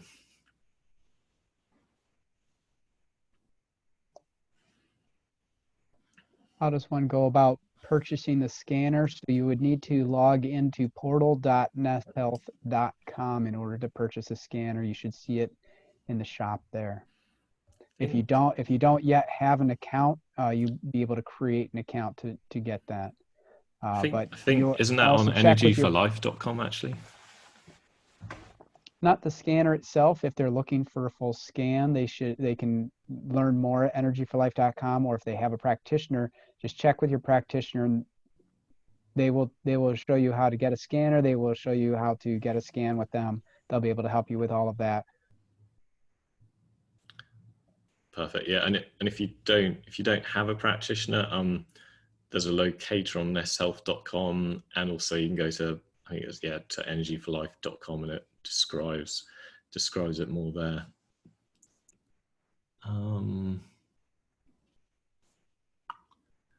Friday listening to the telecast. Oh, did that not come out on the screen? Yeah, I mean, we're going to email out everyone the the full event schedule, and also actually we'll put the event schedule on both, probably just nesthealth.com. Can you pick up via scan if someone has ... It's an interesting question. So in our scan with the emotional immunity, we actually put in a new pattern that will, it does, how would I put it, but it will show whether the ET screens and the immunity side is more prevalent right now, so people know whether to give that screen more attention. There are matches to certain ETs. Again, I can't really say it publicly on a webinar, but your practitioner will have that information. So I don't know, any other way of addressing that, Steve? Yeah, I would also say the body is very holistic in how it recognizes things and responds to things. And so, in our immune support pack, we basically put together what we thought was most relevant for what people might need right now. That said, if you are able to get a scan with a practitioner, the body field will tell you support it's needing to help the body, operate as well as possible and to have the correct kind of healing responses. So the body field is going to tell you the support it needs. And that's kind of where we live in terms of, we don't make diagnoses or things like that. There are some bioenergetic matches that become interesting in a situation like this, but we don't delve on that. We focus on what the body needs to correct itself. So. Perfect. Yeah, so someone asked, again, I'm not going to read it out totally, but hopefully you can all interpret it. Can the Nest scanner provide any benefits for persons with ... If so, what setting, frequency, and what area on the scanner is used? So yeah, probably two things. So there's one device called a MyHealth, and there's another device called a scanner. The MyHealth actually scans and also does pulsed electromagnetic frequency as well. The scanner just scans and works with the bioenergetic wellness system. Again, see, the best is to ask your practitioner what setting. Basically the best is to have a scan with one of our health practitioners and then go from there. So hopefully that's that. What else have we got? Can a registered and licensed dietitian provide this service? I'm a functional medicine trained nutritionist and believe this is compatible with what I do. Absolutely, that's super easy. All you need to do, in fact, well, Jamie and Barbara on panelists, they've probably already reached out to you, but yeah, they will reach out to you. So that would be easy. Somebody's asking about being on ProVision 4.1. That's just a practitioner question. So you may need to upgrade to 4.2 or move into our cloud-based system, either way, to do remote scans. So you would have to contact our support team to get help with that. Yeah, said we're supplying scanner at cost to clients. I don't see where I think you already covered that, where we can buy the device for our health professional to analyze at a distance. Basically your health practitioner has access to be able to buy that on your behalf. And say, I think Steve already said you need a client account, but all the details are on energyforlife.com and you'll find the information there.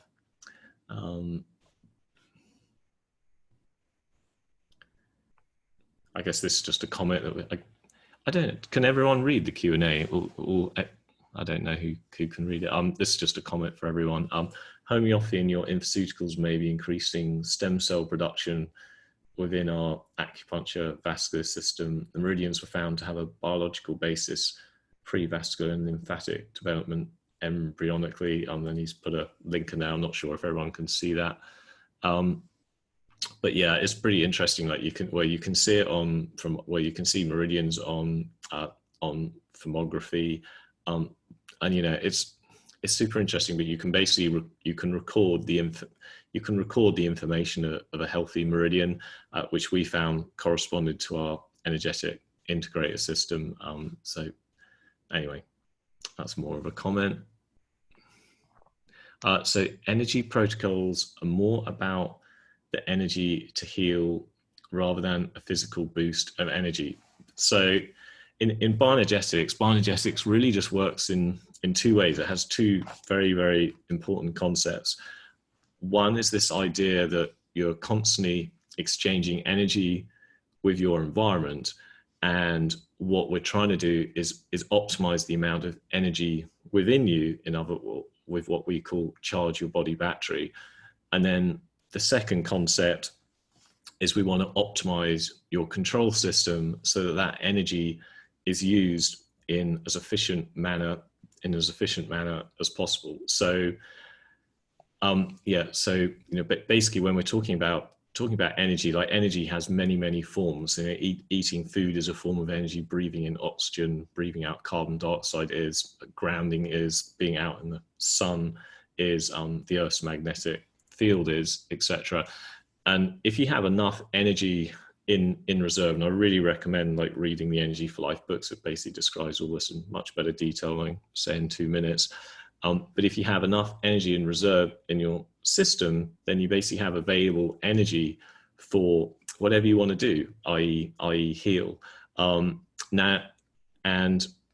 if you don't have enough energy in reserve, but you have to, obviously we all have to live each day and go about our work, then you just spend that energy. Well, the body will spend the energy on what it has to do. So if you're burning it all up in work, stress, etc., you don't have any energy left over to heal. So the whole principle of bioenergetics, which is the study, detection and correction of energy in the living system, is basically to make sure you've got enough energy in your overall body battery, you've got enough energy in reserve to heal, and that your energy system is as efficient as it possibly can be, because if it's efficient, it's not draining down your body battery. And so all these things that we're talking about are basically to do exactly that, to charge your body battery and optimize your control system.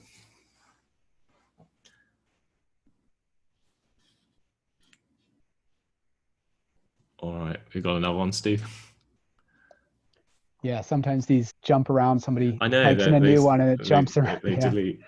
Yeah. So somebody was asking, if I can find it, how long you recommend running My Health on the Immunity or CFI or other settings. And is it okay to wear in a pocket, over the heart, etc.? So I will say this. So first of all, everybody's a little bit different in their sensitivity to energy work. And so some people will find that a couple minutes with the MyHealth is like all that they are ready to take at a given point. And then as they continue to use it over time, they're able to use it longer and longer. A lot of our practitioners will use it extensively. I'll sometimes run certain settings overnight next to me. So it depends on you. You need to find what feels comfortable for you. And again, I would encourage you to attend the webinar we have in a couple of weeks on that. But I will tell you this, that I've got an EMF reader, right? And I can go up to an electrical socket or to anything that's emitting electricity or electric fields and pick it up on that reader. And when I'm running the MyHealth and that reader right next to it, it doesn't pick up anything. So it's actually super, super low powered. It's more about the information that it's giving you. And for that reason, we don't have any problem with just sticking it in a pocket and letting it run. It's actually fine to do. So I hope that answers that question. Yes, we got one from Wendy Black. Can you take infoceuticals with homeopathic drops at the LM level? My physicians both say, I guess you've got two physicians, say that at that deep level, it's got to be one or the other. I don't know. I don't want to necessarily counteract what your physician says. All I would say is, yeah, and well, we don't actually think so. So we have this theory of, I say it's a theory, but it's very scientifically backed, of hormesis, which is how homeopathy works, really. But basically, the body will respond to a negative environment signal. So I don't know, I'll pretend I'm pulling back a rubber band, so we pull it back, the body will let go of the rubber band, the body will respond in a positive way. That's actually how almost all herbal medicine works. In the end, I won't get into the flaws of antioxidant theory right now, but basically most supplements and herbs are actually tiny, tiny toxins. Like if you take, hawthorn, it's slightly toxic for the heart, but it strengthens and builds a stronger heart. Milk thistle, that bitter taste, or dandelion, if you've ever eaten a dandelion, great for the liver. It's because it's slightly toxic, but tiny amount toxic. So that's how hormesis works. Similar with homeopathy, that's a more extreme sort of diluted version of that. And then you've got, the other side. It's like, well, breathing in oxygen or information, etc. We're just saying, well, just go here, just go here. This is how something can be. But so either you're doing a negative message and getting the body's own information. It's the same thing, basically. You take a negative message and you get the body to produce its own positive information over here to help heal you or take you to a better place. Or you can just give the positive information in the first place, and that's more direct. Now, there is an argument, and actually it's something we've been developing in the background, so that's a super interesting question for us, that you can combine this idea of hormesis and with positive information. So it's like, just give the body a tiny signal. It's like, oh, I'm a little bit, this is a little bit toxic, like the body, you need to strengthen against this. And then you tell the body where to go and like, okay, well, go in this direction. So I would honestly argue, actually, you can do both homeopathy and infoceuticals at the same time.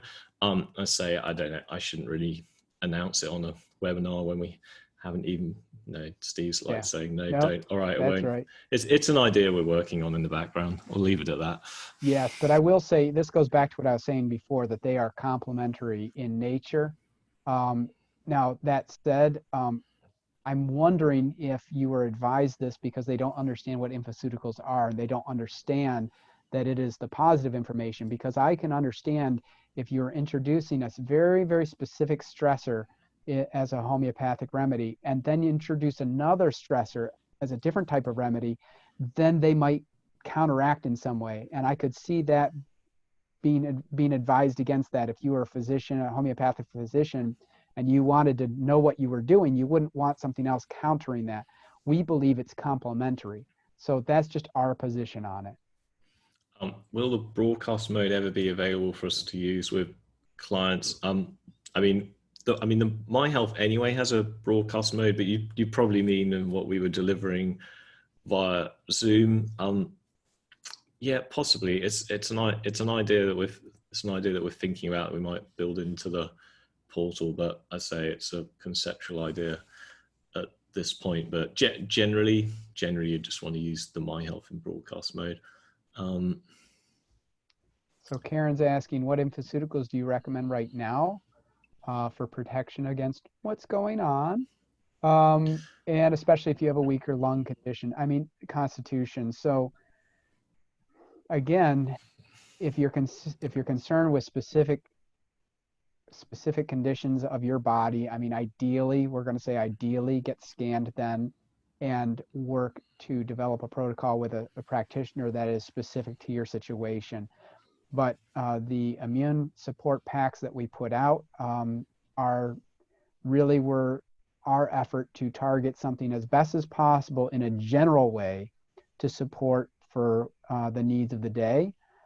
So if you need to go more specific than that, then that's when you need to definitely check in with a practitioner. Is there a way to detox heavy metals like arsenic and chemicals like fluoride with infoceuticals? So I say similar to how we were just saying. Now, in the homeopathic world, you would dilute down a heavy metal and then the body would respond against that. In our infoceutical type thinking, we're just saying, okay, so this is the information of a healthy cell. You should be like, why don't you be like that? And what does the cell do? It basically ends up excreting basically all the rubbish. And so, yeah, I mean, in short, yes, basically in short, but our methodology is to basically say, look, this is how a body can be when it's healthy. And the strange thing about creating healthy cellular terrain, like, if the cell's terrain becomes healthy, it does naturally have to excrete out all the rubbish. And another way of putting it is, the body itself is actually the world's most miraculous doctor if you give it the conditions to do that. So again, it's like if you can get your energy reserve up high enough and you can make the use of that energy efficient enough, the body uses its resources to basically, to become healthier. And it's not a My Health or an infoceutical. In fact, most supplements or most therapies, they're not actually doing the thing. It's always the body that gets itself better. And most therapies are really trying to do is help provide the body the right conditions that it can do that. If that makes sense. And that it really applies to most questions really.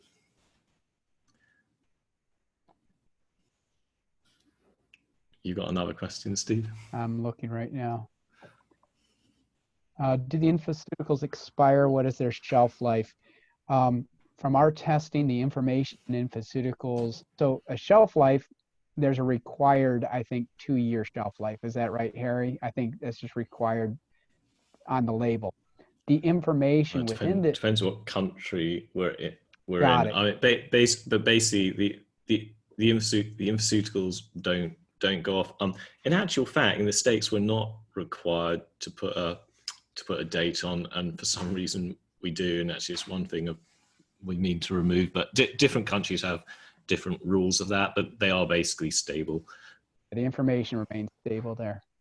Now, once you open it, I tend to say, well, then use it within a month or two, just to make sure that you don't have bacterial contamination, something like that. But that has nothing to do with the information itself, which is stable for a long, long time. Yeah, and obviously to minimize that, you keep it in the fridge, and you don't put your tongue on the dropper. I mean, if you use it in the prescribed way, which is drop the drops in a glass of water and just drink the glass of water, and you're not contaminating the dropper, and you're keeping it in the fridge, it's pretty stable.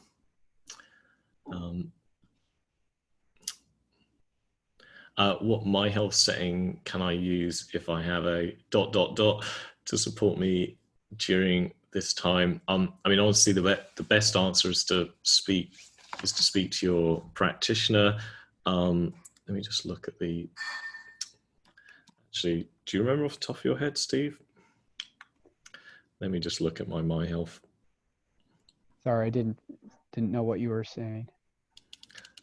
It would be immunities, Harry. Immunities. No, well, it's not actually. It's someone with autoimmune condition. Well, that would help too. Well, food would help. Yeah, food is the Okay. what food? I don't remember what food was. Food was really. I don't think Well, we're allowed to say it, but it's really to right. assist with those who are having autoimmune responses to something like food. There you go. There you go. We have to be so correct. Are we supposed to keep in Sue's fridge? I've been keeping it room temperature. I think probably officially I meant to say that. Truthfully, I don't actually keep mine in the fridge, and they do contain preservative. So they can't actually grow anything. Well, they could under extreme conditions, but it's all just being sensible. It says I accidentally left my pharmaceutical in the car. I mean, it all just depends. If the lid's open and there's bacteria and it's a really hot car, that's not so sensible. But it's really honestly like any other herbal supplement that you have on your shelf. It's like we've been through.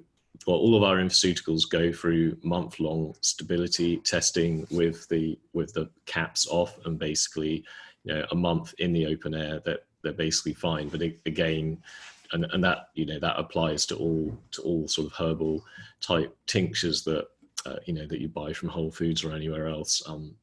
But you just don't, just like anything, you wouldn't go and make put it under other extreme conditions. Someone said they left in the car and it slightly froze. Yeah, no, there's no issue with it freezing, apart from it would be cold.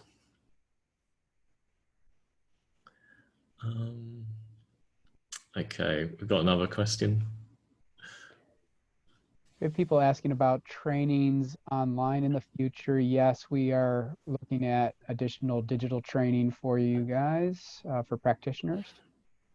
Yeah, I mean, none of us really quite know the world we're moving into, and obviously this Zoom call is an example of that. But basically, we're already moving to creating a ton of digital training, and Steve actually had already put all the normal BWS training in online a few months ago. So the upcoming practicum is being done via Zoom, and basically I think we are, at least for the time being, we're in that world. So yeah, the company is basically aiming to do as much digital training and education as we can, and we'll assess in-person trainings in a few months down the line. Hopefully the world gets back to normal, but it's hard for any of us to predict how the world's going to look. So this is an interesting question. This system is very strongly orientated to having to work with a practitioner. There are other options these days that are more user-orientated. Is NEST considering becoming more user-friendly with more information for users to use this themselves? Was the intention stay in this practitioner AIM system? Well, I'll answer that in two ways. So NEST is actually a practitioner company. However, what the company is doing on behalf of practitioners is basically making the user experience for clients as easy as possible. So we launched a new client portal, trying to remember, last October, and that's basically being updated weekly at the moment to make the user experience for the user as easy as possible. And we've also never educated clients either, and obviously this Zoom meeting is an example of that, and so we'll run a My Health one in whenever it was in 2 weeks time. And so yeah, so we are going to be adding a lot of client type content to make it easier for practitioners to educate the clients, i.e. clients can educate themselves directly in the portal, but there will always be a link to the practitioner. There are some practitioners that work in slightly different ways, where the client is doing more, basically more than the practitioner, but that's not really for the company. That's just directly between the client and the practitioner. And on top of that, as part of this portal, I mean, as somebody who's concerned with the price, there are options for being able to get certain infoceuticals from your practitioner without going through a scan. So you can also work with, so there's different ways to work with them to address the cost. And different practitioners charge a very different amount of money. Some practitioners charge hundreds of dollars an hour. Some practitioners charge $70 an hour. It really is, you have to select the right practitioner for your circumstances. Yeah, and each one of them also qualifications. brings their own unique abilities and background and everything to it. So, that said, these different rates, I mean, some people have a lot of background experience, may have medical experience. So they're exactly, you do have to find the match that's right for you in terms of their background, their pricing structures, and you may find that they have ways to work with you on the pricing in terms of, just providing you with infoceuticals or different options that they have. So I would just talk with your practitioner. It says, does EMF protectors interfere with the My Health broadcast when you're using device? No, I mean, an EMF thing on your phone isn't going to affect your My Health. If you're asking whether you should have an EMF protector on your My Health, no, because the My Health is putting out native EMF that has a resonance with your body, so you wouldn't want to. So hopefully that answers that. Yeah, and also, right, they may also be talking about those pockets that you can put, a cell phone into. I would not put it into a pocket. Again, remember that when you test it with an EMF reader, you're not going to see EMFs coming off the device. So it's not something you're protecting yourself from. It is providing coherent information for your body field. So someone asked, does the BioCell, which is a function on the My Health, support ES15? Yeah, BioCell, it is actually ES15. Well, it has ES15 in that. So yes, that's another way you can use. I actually completely forgot about the infoceutical ES15, which is obviously more targeted at supporting the elimination of heavy metals, and the equivalent is BioCell on the My Health. How are the infoceuticals protected from unstructuring? Oh, it's a quantum physics question. How's your brain? It's good how the infoceuticals. Well, maybe we'll just get into what structuring is. So it's such an interesting question, this whole structured water world. So the reality of structured water, actually when you drink water, you're structuring water, and it's why I said earlier, what's more important is the purity of the water and having minerals in it. And the reason our infoceuticals have so many minerals in it is so that we could ensure the structure. And basically, well, just imagine my hand. My hand is a big fat mineral. Basically, around a mineral, you get what Gerald Pollack would call an EZ layer, which is basically structured water. So the more minerals we have in there, the more structure we have in there, and that structure is pretty stable. I mean, you literally can't have a hydrophilic loving surface, which just means a water loving surface like a mineral, and not have structure. So it can't really get unstructured. So now, if we'd taken distilled water, this goes back to some experiments we did, way back when we were making infoceuticals. So originally we had distilled water, and we found it basically wouldn't hold information properly, and the reason, because it didn't have enough minerals, didn't have enough structure in it.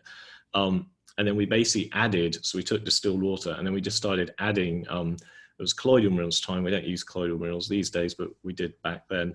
And we would add more and more colloidal minerals till there was enough minerals that it would hold and be stable. So unless you evaporated it, just, I mean, yes, then you would lose the structure. But honestly, the way we've made them, because we have so many minerals in the bottle and we use such a strong imprinter, like we use a 10,000 volt electrostatic charge, it basically you can't really unstructure it.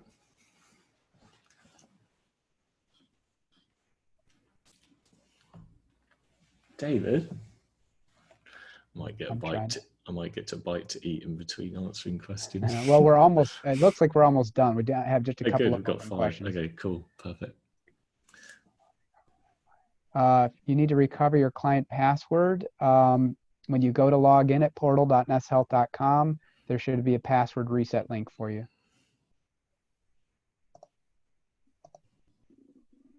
Okay. Will the MyHealth device be beneficial in boosting the immunity of all of my family members by putting it in a central place in the house, leaving it on broadcast, using immune ETs throughout the day with a family of 2 adults, 4 children and 1 newborn?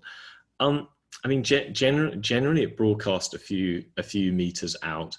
So interesting enough, when I had the symptoms of the current fun and games back 6-7 weeks ago, yeah, I just put the MyHealth. Well, we just put the MyHealth in the middle of the bed, and say we got over everything within, I think it's within 2.5 days. But yeah, in I say it's central place in the house. I don't know how big your house is, but I would suggest, if you're all in the family room, then have it in the family room when you're in there. And when you're obviously going to bed, have it in your bedroom. But generally, you broadcast enough information within 10 minutes, so there's plenty of time to have to base for your family to be together, for one day, or just give it to your kids for 10 minutes and to yourselves for 10 minutes. But yeah, I think that would be a better approach than just having it in one place in the house, because I don't know how big your house is. It's a good opportunity for a family dinner, though. Just put it as family dinner. Put the MyHealth instead of the candle in the middle. Exactly. There you go. Just broadcast it across the table.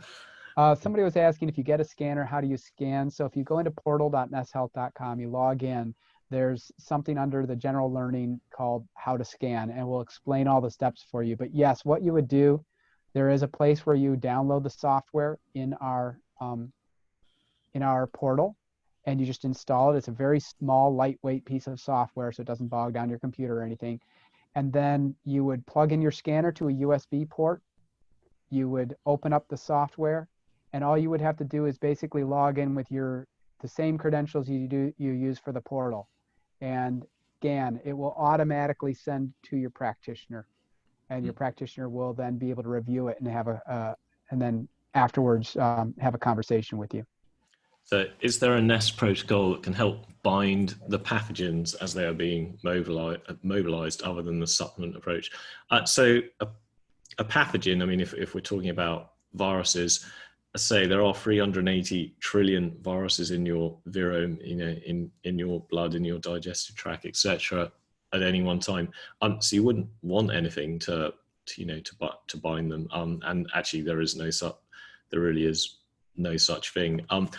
Maybe you're referring to toxins rather than pathogens, and obviously you can buy binders in the supplement world, like I can't remember the name of that, Citral something. There's a whole bunch of different types of binders. From a Nest point of view, as you correct the terrain, sure, it is going to go into the blood. Sure, the liver is going to start filtering things out. There are an awful lot of naturopathic techniques that you can use to help excrete things up. I'm a fan. I'm not a massive fan, but it's effective of doing coffee enemas and coffee enemas and juicing. There's fasting is another way of help. Short fast. I'm not into long fast, but 2 to 3 day fasts are another good way of clearing out the system. Ozonated water, ozone tents, normal saunas. Goodness me, I mean, there's many sort of naturopathic type ways that will help clear things, which are all great. I give one caveat. I used to do these things to an extreme way before our NES journey, and if you do these things to the extreme, it will honestly deplete you. Like if you over fast, if you over ozonate, you over dry yourself out, and if you over coffee, and your adrenals are depleted, you can deplete them more. So I would just give a little caveat to that of just go into these things eyes wide open and experiment on your body, but absolutely they're all generally good in a healthy dose, but the extremes aren't always the way. Harry, when you used the My Health in bed, left it in bed and went to sleep and left it running, somebody's wondering what setting you had it on. Oh yeah, when we were in Breckenridge, I believe it was the Immune ETs. Great. That was some weird alarm in our house. Yeah, Yeah. You should not do the webinar. Amy, if you are looking for past scan results, check with your practitioner about that. They will be able to tell you about that. What's Nest Health's views on using dry fasting to help heal, also breath work? Hey, I'll tell a Harry story, and it's not a nice story. So when I was 24, two years into having chronic fatigue syndrome, I went to South Africa basically I heard from a friend who'd been cured of chronic fatigue supposedly through fasting. So I was like, okay, that's the answer. I'm going to go and fast. So I flew out to South Africa where this fasting clinic was, and I fasted for 3 weeks on water only, and I dropped from 12 stone to 8 stone, and then I was in a wheelchair for the next year and a bit. And one positive side of that is I did pass buckets of parasites, and I didn't realize I was full of parasites. Anyway, and that's why I was giving that sort of tale of caution about fasting. Now, dry fasting is a more extreme version than water fasting. So a short fast, you're basically just giving this signal to the body. Okay, well, can I adapt to fat burning for a short period? And if you're not consuming all this food, I'm trying to think of the right word, apoptosis. What's that? It's some technical word that someone will tell me about in a minute. But there's basically this process where your body will eat up any sort of wrong old proteins, and then your body excretes them. So doing that in short little blasts is all good. But if you overdo it, you basically pretty much emaciate and destroy your body, which I've done firsthand. I don't recommend it. Dry fasting is an even more extreme version of that. And yeah, I haven't done dry fasting, and the idea is that you then obviously excreting all that water. In short, my answer is no. I don't recommend it. And let's say there's that whole theory of living on light and breatharian stuff. I don't. There's other sources of energy that are beyond food, but food is super important. So anyway, I lived through that one, and it wasn't a nice experience. So yeah, I would avoid anything like dry fasting.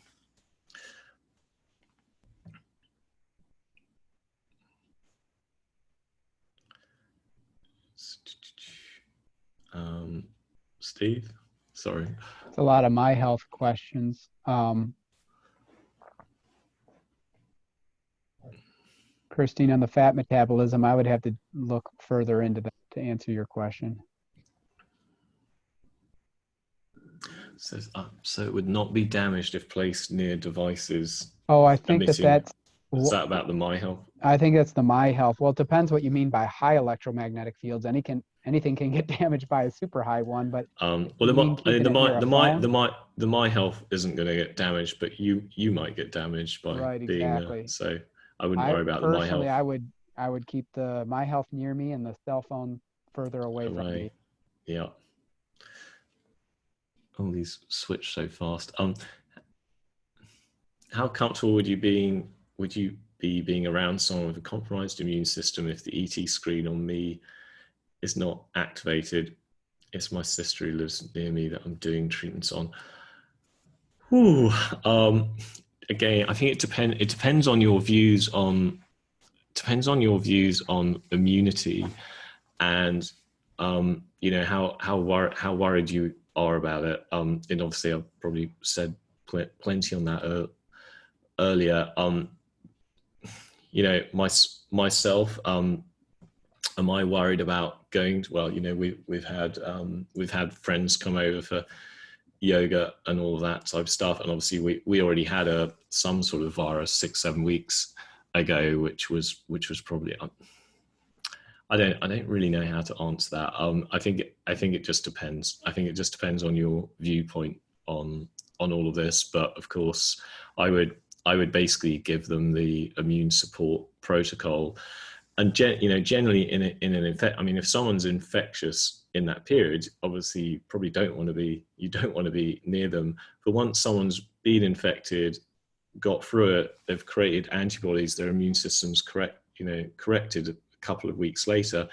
In normal viral theory, well, it's not theory, in the normal viral science, once someone's been through something, they know they're no longer infectious, and then of course just like all of us get the flu.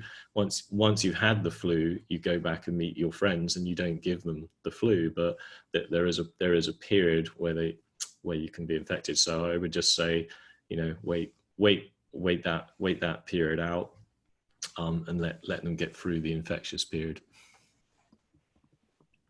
I should have said all that in the beginning. I got myself in the muddle. Yep. Okay.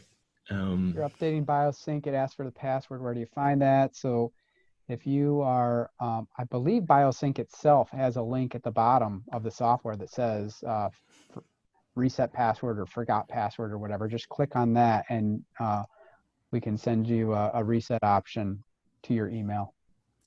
Can you talk a bit about what's in the youth infoceutical?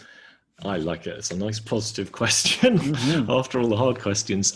So the youth infoceutical has basically has a bioenergetic match to stem cells is what that was, and we couldn't call it that, so we called it youth.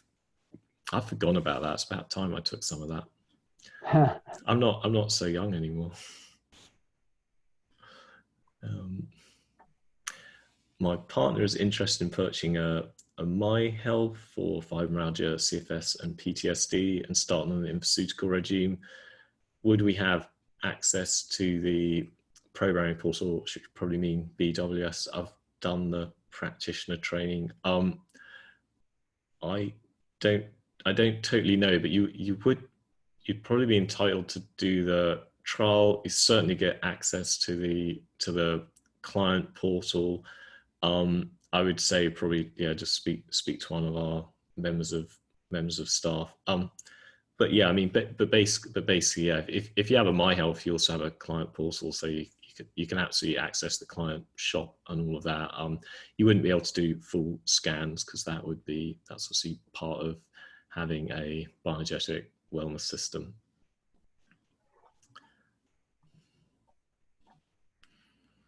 Are there any infoceutical that will help accelerate benefits of saunas and infrared red light therapy? I mean, really, it just depends on the effect that you're after. I mean, but basically, infoceuticals are complementary to any other therapy, including red light and saunas. I mean, if you're using, depends why you're using sauna. I mean, if you're using sauna to generate more heat, I mean, this is a little top tip. I probably should have said it earlier. if you actually want to fight off viruses, one really well-known ancient way is just to raise your body's core temperature. A great way of doing that is in a sauna. So yeah, I mean, if you want to accelerate that type of effect, then our ET support is going to be great. If you're doing it to detox the body, things I think we mentioned it earlier about ES15. Well, basically, the most pharmaceuticals going to help support the detoxification. That really just depends on the scan, but all good. But I mean, we haven't made. I think that probably answers that. Yeah, somebody was clarifying. They meant to say, can the pharmaceuticals be damaged if stored near or near strong EMFs, Wi-Fi signals, and things like that? Yeah, I mean, we've Yeah, actually go ahead. found that. Yes, well, we found in our testing that they're stable. I still wouldn't actually store one next to a strong source Yeah. of, like, I wouldn't stack them up next to your Wi-Fi router. But we've done many tests, both from shipping, going through airports, X-rays, and they are actually stable. And the reason is we use a 10,000 volt electrostatic charge for that, and that's obviously a lot stronger than any of these other cell phones or routers. But still, it doesn't make sense to store them on your cell phone. Just leave them on a normal kitchen shelf in your bathroom cabinet, etc., etc.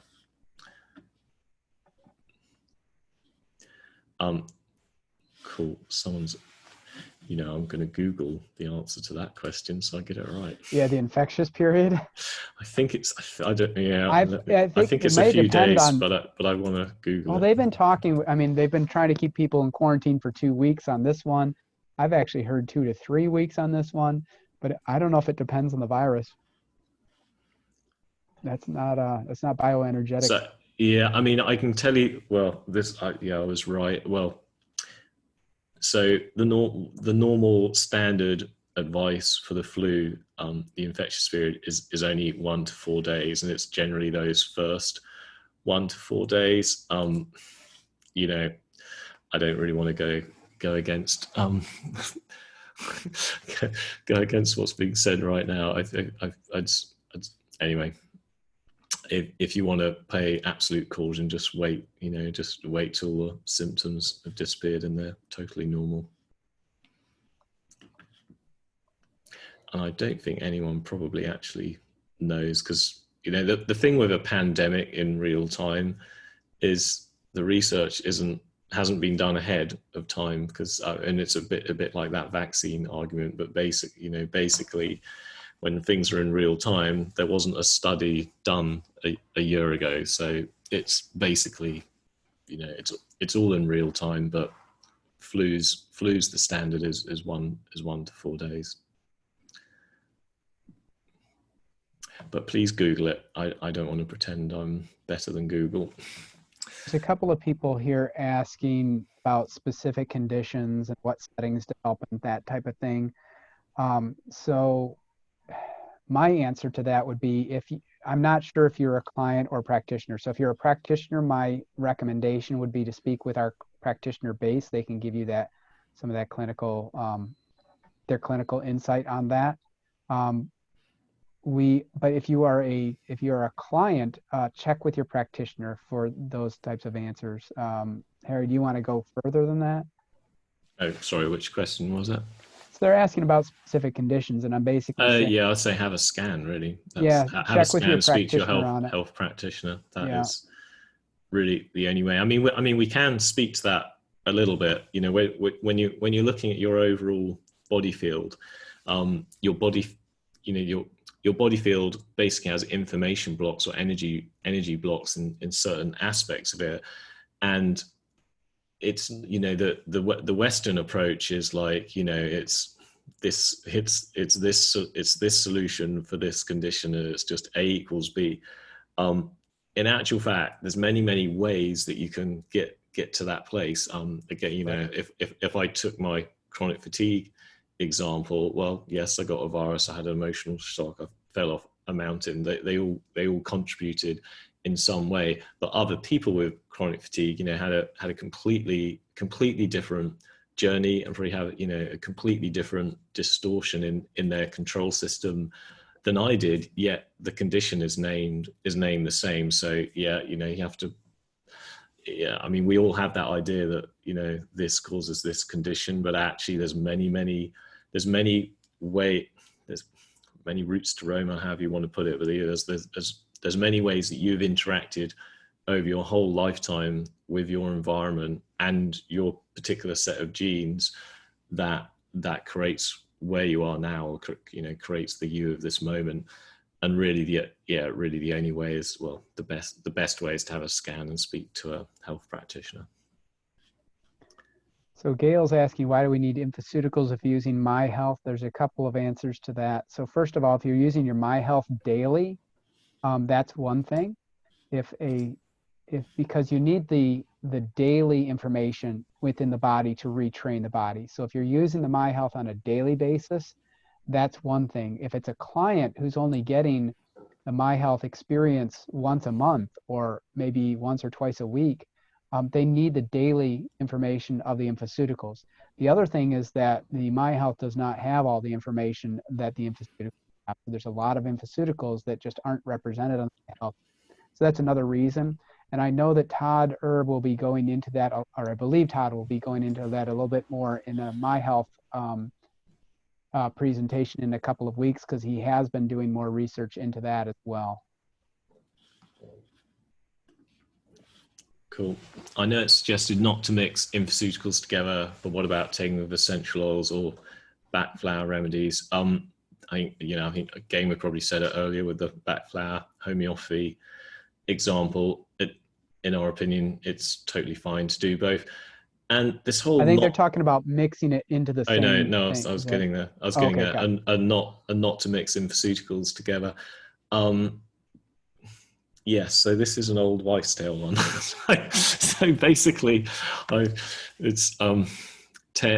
whenever it was, 15, 16 years ago. So Peter and me, well, actually, I'll go way back. So when I first met Peter, he just gave me one bottle, and all the information was in one bottle. There was no separation, you know. And I was like, "Oh, Peter, you know, shouldn't we have information sets for these? And, you know, wouldn't they interact?" And he was like, "Yeah, I know, probably." And he basically found, you know, if you mix more than 6 sets of information together, you know, it's basically A, not quite as targeted, and B, this is the real thing, is, you know, the more infoceuticals you have at any one time, you're basically spreading the resources. Instead of, like, you know, getting a spike of, like, I want to do this in the body, I want to do, you know, this, you're just sort of spreading that energy, so there isn't enough energy across. And so long and short, we put into training years and years ago that, you know, you shouldn't mix them, and you should take them 10 minutes apart, and all of that. Meanwhile, honestly, me and Peter were still mixing them all just together, and just taking them in one go. And then it's been it's been a 10, 15 year thing to try and undo that one mistake we made in one year. So yeah, optimally, it's a purer message if you take it separately, but really it's so minimal. It's far more important just to take them and not worry about the mixing. Anyway, if that answers that. It's probably confused people more, but that's just the truth of the history. And, you know, when you're creating training and doing all this research, you know, not everything comes out perfectly in real time, in time, basically. I probably just counteract everything Steve says in training. No. I actually tell them some of those stories. Okay.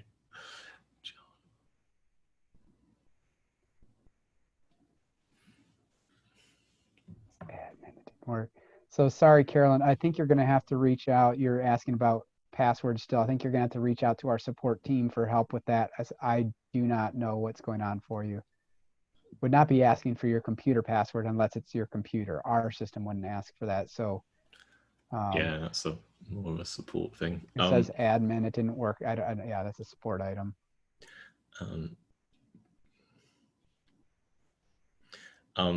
What diet does Ness Health recommend? What diet? Oh, I don't know. This is a podcast episode I think I did once called the Diet Wars. So you could look that up and listen to our sort of a whole thing on the Diet Wars. I'll just give a really brief explanation. So, you've got the keto movement, the paleo movement, the vegetarian thing. You've got the high carbs. It goes on. There's so many diets, and then there's vegans, and then there's meat eaters, and it doesn't. You look on the net. There's the strongest arguments for any of these diets that you can imagine. So hence I call it the Diet Wars. Take all that aside. What's common to all of them? I think the differences perhaps I don't think matter that much, but what matters is the commonalities. The commonalities is all of the healthy diet, all the healthy diets like paleo, Mediterranean, well, all of them honestly, they all recommend a really, really high amount of vegetables. And they also all recommend as much variety of vegetables. So yeah, if you ask what diet I recommend, honestly, I don't think it matters that much, but you just want to get a lot of vegetables in and as much varied. And if you're asking us, so you are more specific to minimizing your sugar, your artificial things, your processed foods, right? The more natural you can go, that's common to every diet. And you're asking in relevance to histamine. Obviously, there are histamine creating foods like chocolate, bananas, etc. And if you're someone who's more prone to autoimmunity, more allergies, then you want to go more lectin free than non-lectin free. So I'm actually in that boat. I'm allergic to everything, to everything. So I actually don't eat any nuts, pulses, lentils, seeds, you name it. But I don't recommend that for everyone. It's just literally I am allergic, so I'm on the more extreme. So the more, if you have more of an autoimmune condition and you're allergic to things, then obviously you just avoid more things.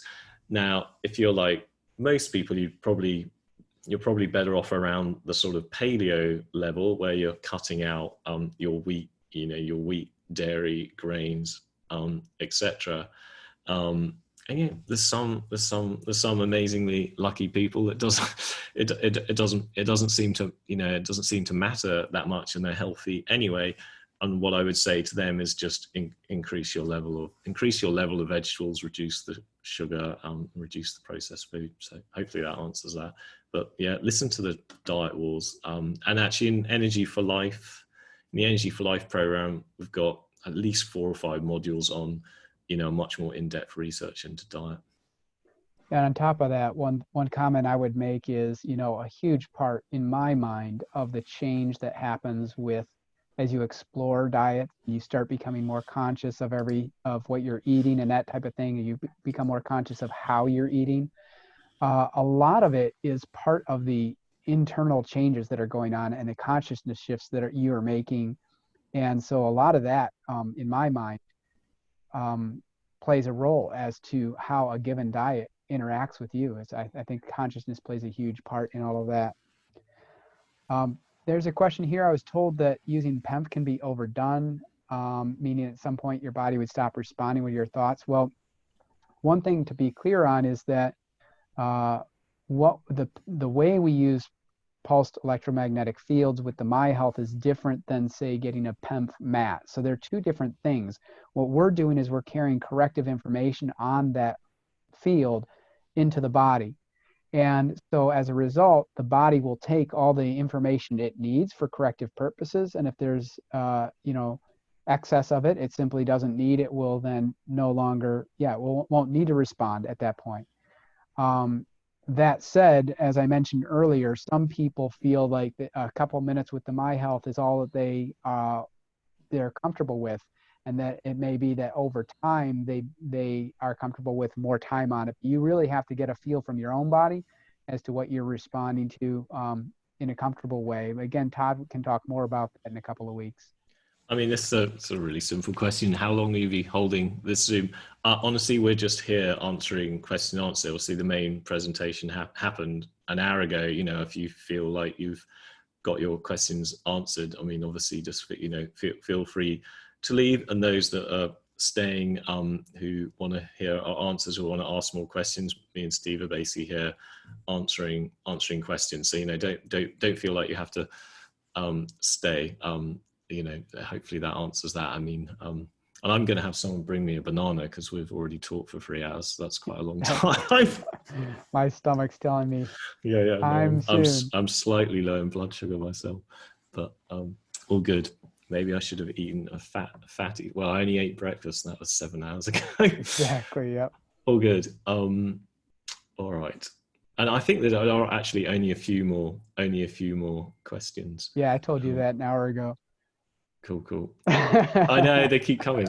All good, but I mean, we're here.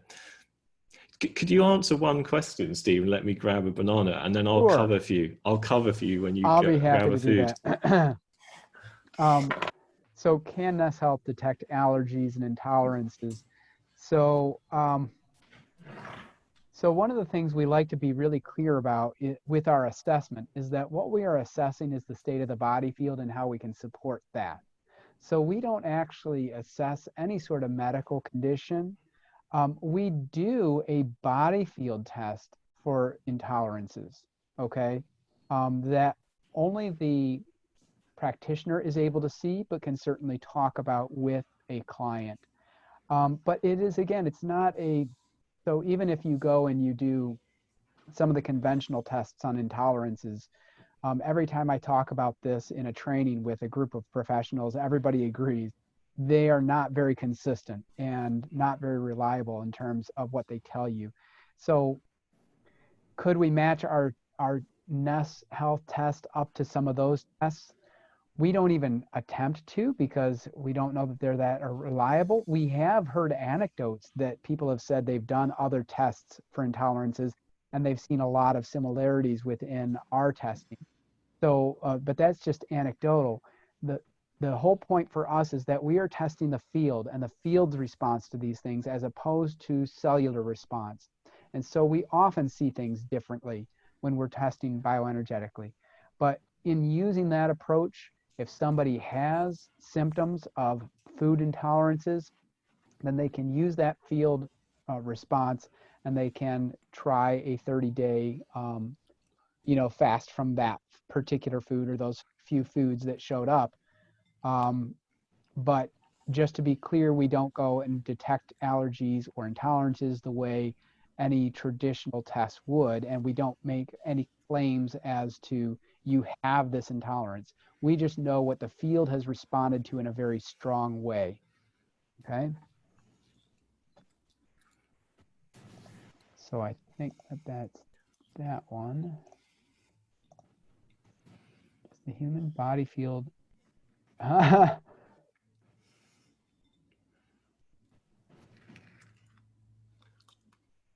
That's a great question. I'm gonna leave that one to Harry when he's ready. What's the great question? The great question is, does the human biofield evolve? How does Nest Health know what it's basing on is actually the optimum and it can't get higher? Sorry, ask me again. I was in the middle of avocados. Stop the avocados, Harry. Right. Sorry, All right. ask me again. Yeah, no problem. The question is, does the human biofield evolve? How does Nest Health know what it's basing on is actually the optimum and it can't get higher?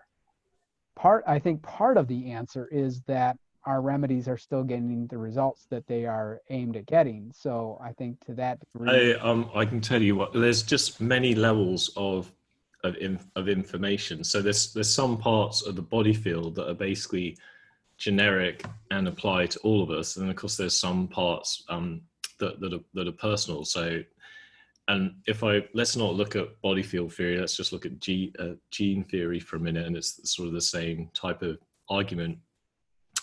There's a difference between the gene of a dog and the gene of a human, And then if we're looking at the genes within human, there's certain genes that are common to every single human on the planet. And then of course there's genes that are personalized to each of us individually. And it's the same, it's the same with the body field. There's just hierarchies of information. So there's basically, there's hierarchies of information of how, of an optimal functioning of a liver, or, you know, or a heart or a kidney, etc. And then again, you know, there's personalized hearts, livers, etc. So our map of the human body field is, it's not down to the total personalized, you know, to that level. It's basically to the level of, you know, of the common elements of, and maybe well, there's lots of examples. So if we take an example of heart imprinter, what that information is, I mean, it's quite a simple idea, but basically, if you look at the mathematics of the four chambers of the heart, they basically all basically have an exact ratio between each of them. So then we basically took that maths, and then we basically use that information in the imprint, or actually like heart drive is another example. So like the heart produces this like lub dub sound, which you know, you can have a nice HRV score. So we took that information of how a healthy heart can produce a nice healthy sound. And there's many examples, like the nervous system driver was designed to generate a, you know, a smooth alpha and delta and theta, not theta, alpha and delta wave. So you know, we weren't looking to you know, does that make sense? If that makes sense to you, Steve, you're a good answer. But basically, it's not. I say it's not. It doesn't get specific like a gene. I think that's fine. I was answering some other questions. I know it's quite hard to do both, isn't it? Yeah, yeah, exactly. So somebody's asking, if the body only uses the information it needs, why can't you use all the settings on the MyHealth as often as possible? And I think, Harry, you sort of tapped into this earlier, where basically, from our perspective or our theory, the body needs energy to respond to information. And if you give it too much information at one time, it distributes all that energy out to all of that information, and there's not enough really to make the activity happen. So we just tend to recommend narrowing the information that you give so that the body has enough energy to respond to it. Is that a good way to put it as far as you're concerned, Harry? Yes, my head was answering another question, but I'll answer another perfect. question. So then Harry agrees. So yeah, I agree. Yeah, here's an interesting one. Harry, why do you think you still have food allergies? Because you believe you do. Why do you think Nest protocols haven't worked to restore your body with the corrective information? Yeah, it's a good question. So basically, everything is a journey. And yeah, we were bedridden. We're now obviously far from bedridden, you know, living a fairly normal life. In some aspects, probably a more elated, higher energy life than most people. With food allergies, it's let me remember. I think six or so years ago, you know, we technically, basically, when one's adrenals are so depleted, there's this sort of fine line between chronic fatigue syndrome and Addison's. We were diagnosed with Addison's. When you have Addison's, you're prescribed hydrocortisol. When you take a whole bunch of cortisoids, it has the side effect is when you then take them away, you basically become more allergic to everything, because cortisol is the thing that keeps your inflammatory response in check. So actually, I wasn't allergic to any of these things till, unfortunately, I was prescribed a bunch of cortisol, and I became allergic to them, and I'm less alert. And that was a few years ago. And basically, we're less allergic these days, but we were so highly allergic back a few years ago. Anyway, I don't know. There's a whole thing in that, but the short answer is, obviously, most of our health is corrected. It's like one little idiosyncrasy that's still there. We're not perfect. Let's leave it at that.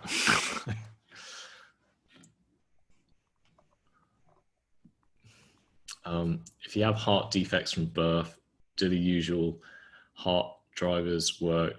Again, I think it's probably a question that's best off to speak to a health practitioner. To your heart. So how are you saying to give the ET2, cell driver, immune driver, ES1, one of them or all in a certain order or based on a scan? So I think what we were talking about earlier is that, the ideal is to get a scan and to work based on that, not just take these. However, if you are not doing a scan or you want to complement the scan with one of these packages, then you would take these, you would take all of them, not just one of them. Now you're asking about an order. You don't need to worry about the order. There is historical information about taking them in a particular order, but it's like Harry was talking about mixing or not mixing. It's a very, very subtle thing, and it can be more confusing than it's worth to sit here and talk about orders. If you were to ask, somebody trained many years ago, they would tell you to take cell driver, then immune driver, then ET2, and then ES1. That would be the order that they would tell you. There's nothing wrong with doing it that way, but it's also fine to put them all into a glass of water and drink them, as Harry was discussing. Cool. Will Nest Health Infoceuticals evolve, or is Nest Health theory on the optimum human body field complete? It is far from complete. So it's a great question. So it's sort of like, it's like there's this huge sort of ocean of, if we look at the last 100 years of biochemical research, I don't know how much money, but I'm sure it's $1 trillion or maybe trillions of dollars over the last 100 years have gone into biochemistry research. In the field of bioenergetics, there's our company, there's a few other people doing a few things, but it's just tiny. It's just tiny. And honestly, our company or, bioenergetics, we're years ahead of, obviously we're maybe a decade or more ahead of the mainstream. And we're a good $1 trillion short of mapping out all the information of the body field. However, we have made a really good start for all of these, for all these great effects in all the different parts of the body. But it is actually something we're looking at the moment because of computer technology, and I hate to say the word AI because it sometimes has scary connotations, but this map of the human body field is basically a map of all of the information, of the information that works in the body. But over time, we're basically building upon that map so that we can look at the interactions between the body's information systems and the environment, how biochemistry interacts, I mean, imagine literally if you had a model of the whole body inside software, basically inside AI. And that's basically the company's mission is to completely decode and just keep going with decoding all the information of the human body. It's a monstrous task, and we're dedicated for the rest of our lives to doing that, and then obviously applying the knowledge that we gain from that into making both better solutions and better analysis. So definitely the work is far from complete, and it will continue to evolve. And yes, Jay, Brent, we just answered on the order of those 4 pharmaceuticals. If you can go back and see our answer later, go back and check that out, but you can just mix them all 4 into a glass of water if you want to.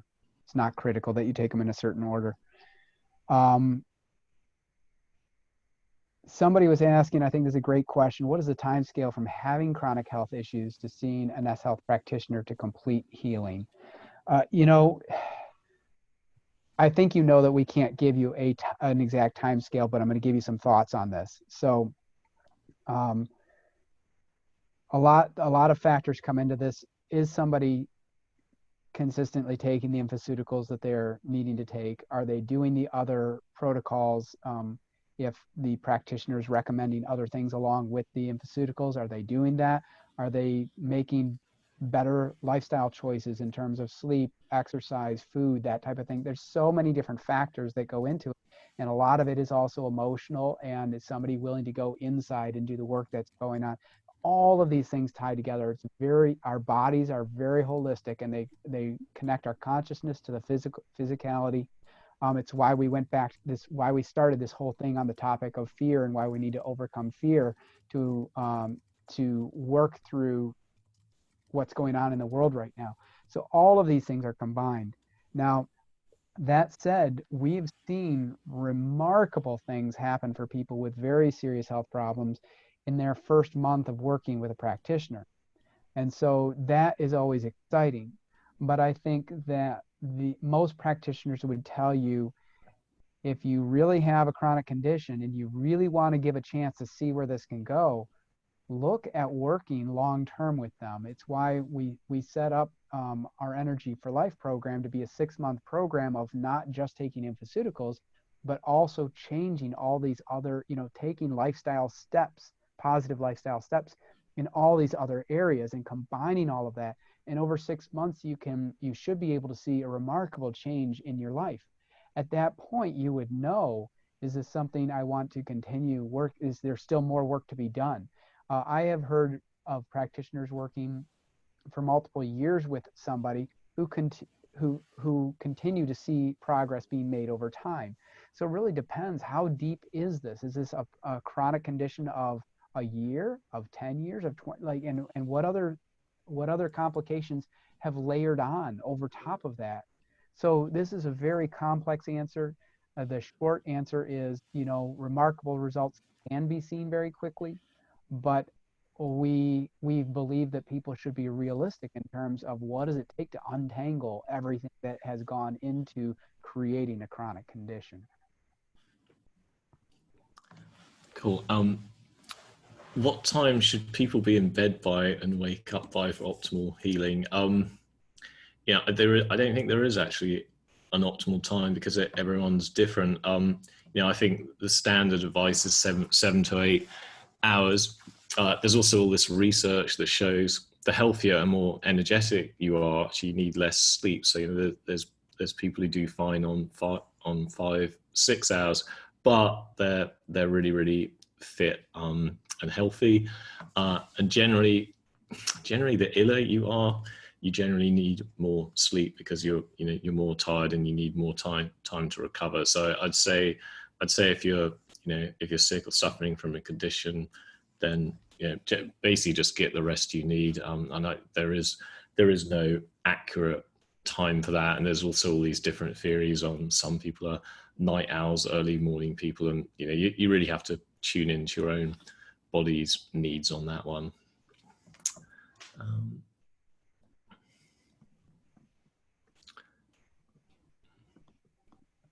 When do you take Liberator? Is it a 28-day protocol? No, it doesn't have to be 28 days at all. It's just most of the pharmaceuticals, it's just done to that time frame, because most clients see practitioners once a month, so that's the 28 days. But it doesn't have to be at all. So something like Liberator helps release, basically helps release emotions from your subconscious, or basically restricted patterns from your subconscious. Honestly, you could be doing a hypnotherapy session or something like that, and just take it that day to help release something and be gone with it. You don't need to do anything multiple like that. Is sting theory, I guess it meant string theory, is string theory related to my health? Not really. I mean, yeah, we don't have much to do with string theory. The only thing, unless you're referring to the fact that you can have action at a distance. I mean, action at a distance is a fact. Is sort of a, obviously it's just a fact in physics that you can transmit information outside, I say outside of space at a distance. You can do that with my health, but it's more connected to your consciousness and intention. Right.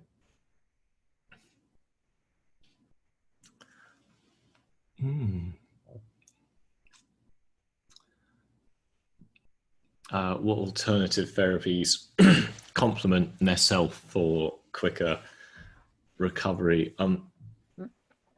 Oh, there's so many. Just about everything. Just about everything.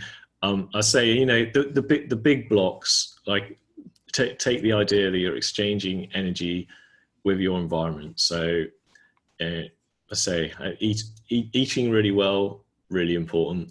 Exercise, really important. You know, those are your two big blocks. And then the next one is the mind. You know, so if you're really stressed, way back to the beginning of the webinar, if you're really stressed, that's just not conducive for healing generally. So, and there's many mind body, from like MDMR, hypnotherapy, tapping, you know, you name it. All of those things are really great. Yeah, acupuncture, Chinese medicine is great. And there's so many alternative therapies. I don't think we could list them all, but I'd just say go with the big blocks first, like your exercise, your eating, and mind, you know, mind and stress, and then go deeper from there.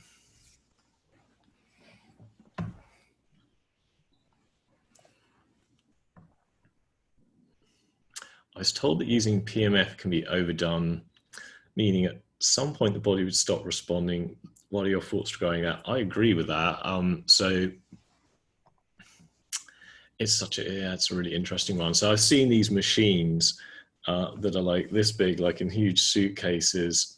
This is another story, but when they were laying cables across the Atlantic, I think it's when they were laying cables across the Atlantic. Anyway, long story short, there are these huge PMF machines that generate these huge magnetic fields, and you know, sold for like $40,000 or something insane. And you can actually feel them, like when you have it next to your head, it gives you this tiny little headache. I'm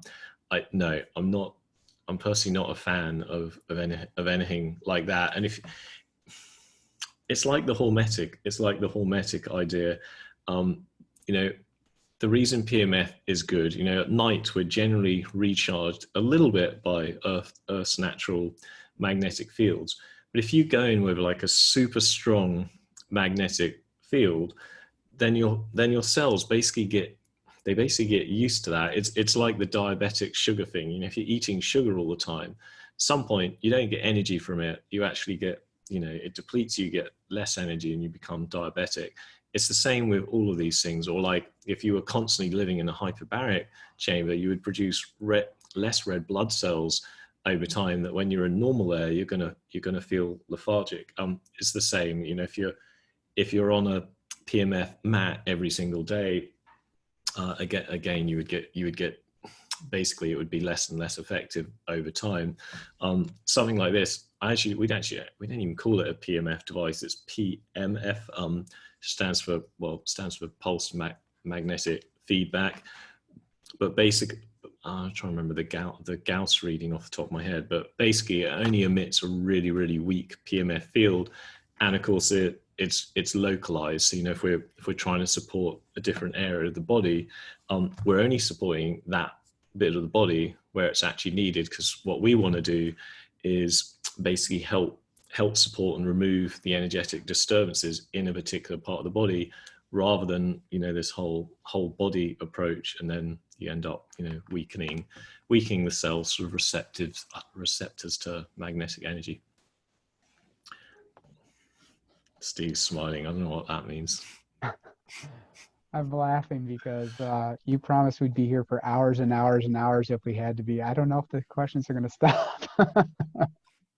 I'll read this out from Robbie. More of a statement than a question. Hi, Robbie. Robbie's a great friend of ours who makes Ferrosage saunas. So to the sauna thing we were saying earlier, if you want a good sauna, go to Ferrosage, and Robbie's your man. Anyway, he says, I've been using and testing My Health for the last 6 months on a daily basis, most days, all of the day, and this device and delivery system is many years ahead of all the rest, having the flexibility to choose broadcasting or driving these specific frequencies directly into an area of the body that needs love is unique and truly revolutionary. The portability put me over the top as my number one go-to must-have device in my toolbox. Robbie has been in the field of natural medicine for, I don't know, Robbie, is like 25 years, and he lectures all around the States on natural health all the time. So thank you, Robbie, for that.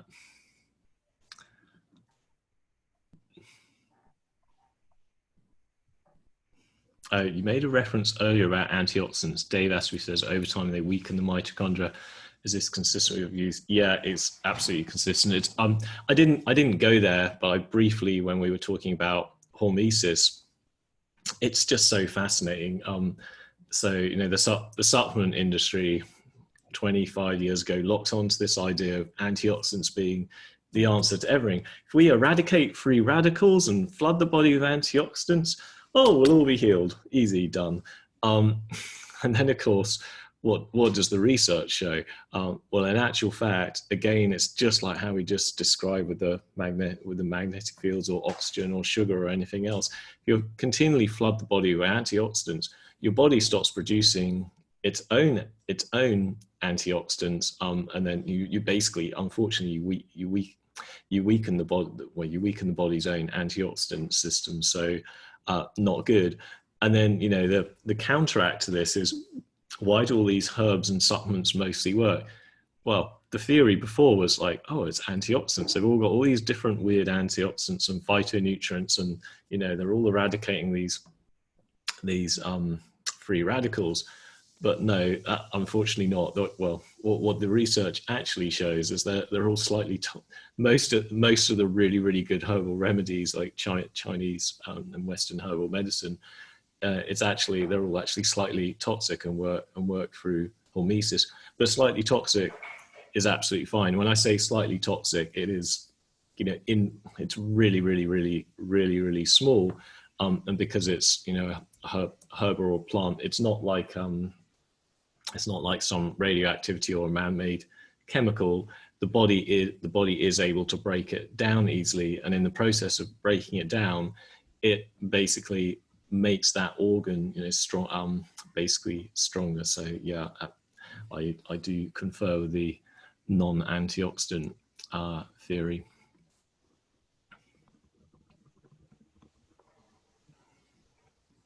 Yeah, here we go. A study showed that all healing ceased when you eliminate oxidants and only use antioxidants. Oxidants are the signaling messages to call the healing into action.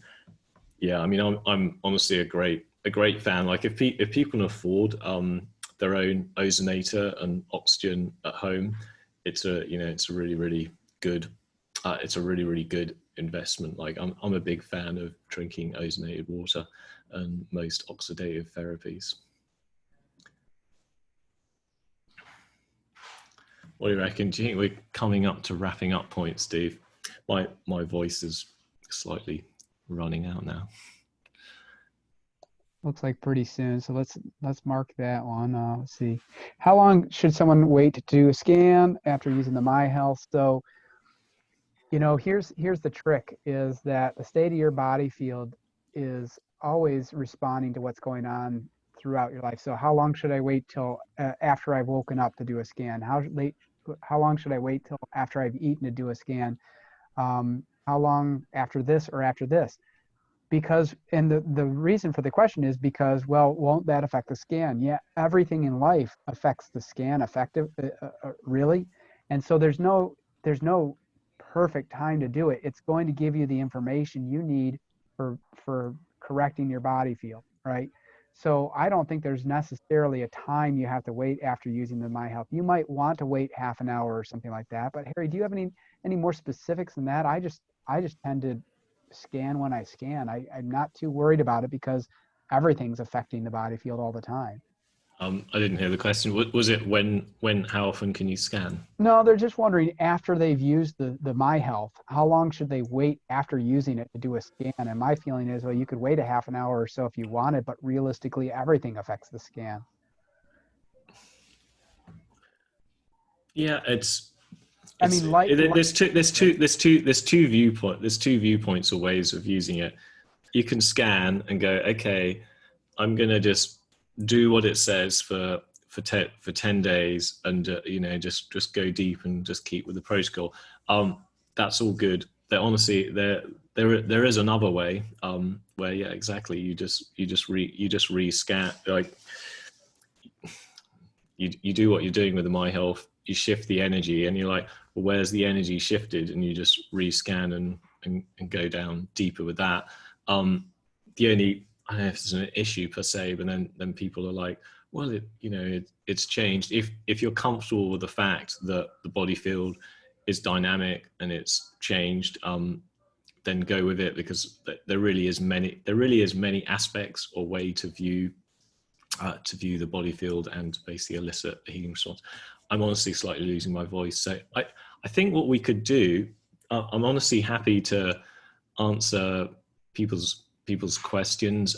So you could email them into, actually, well, I set up this email address the other day called govirtual@NestHealth. So me and Steve can see that, or of course there's if you're in the practitioner group, you can do it in Facebook, or there's our main Nest Health Facebook page as well in the comments section on that, so you can find that. So and yeah, we're pretty active on Facebook right now, so we can monitor all that.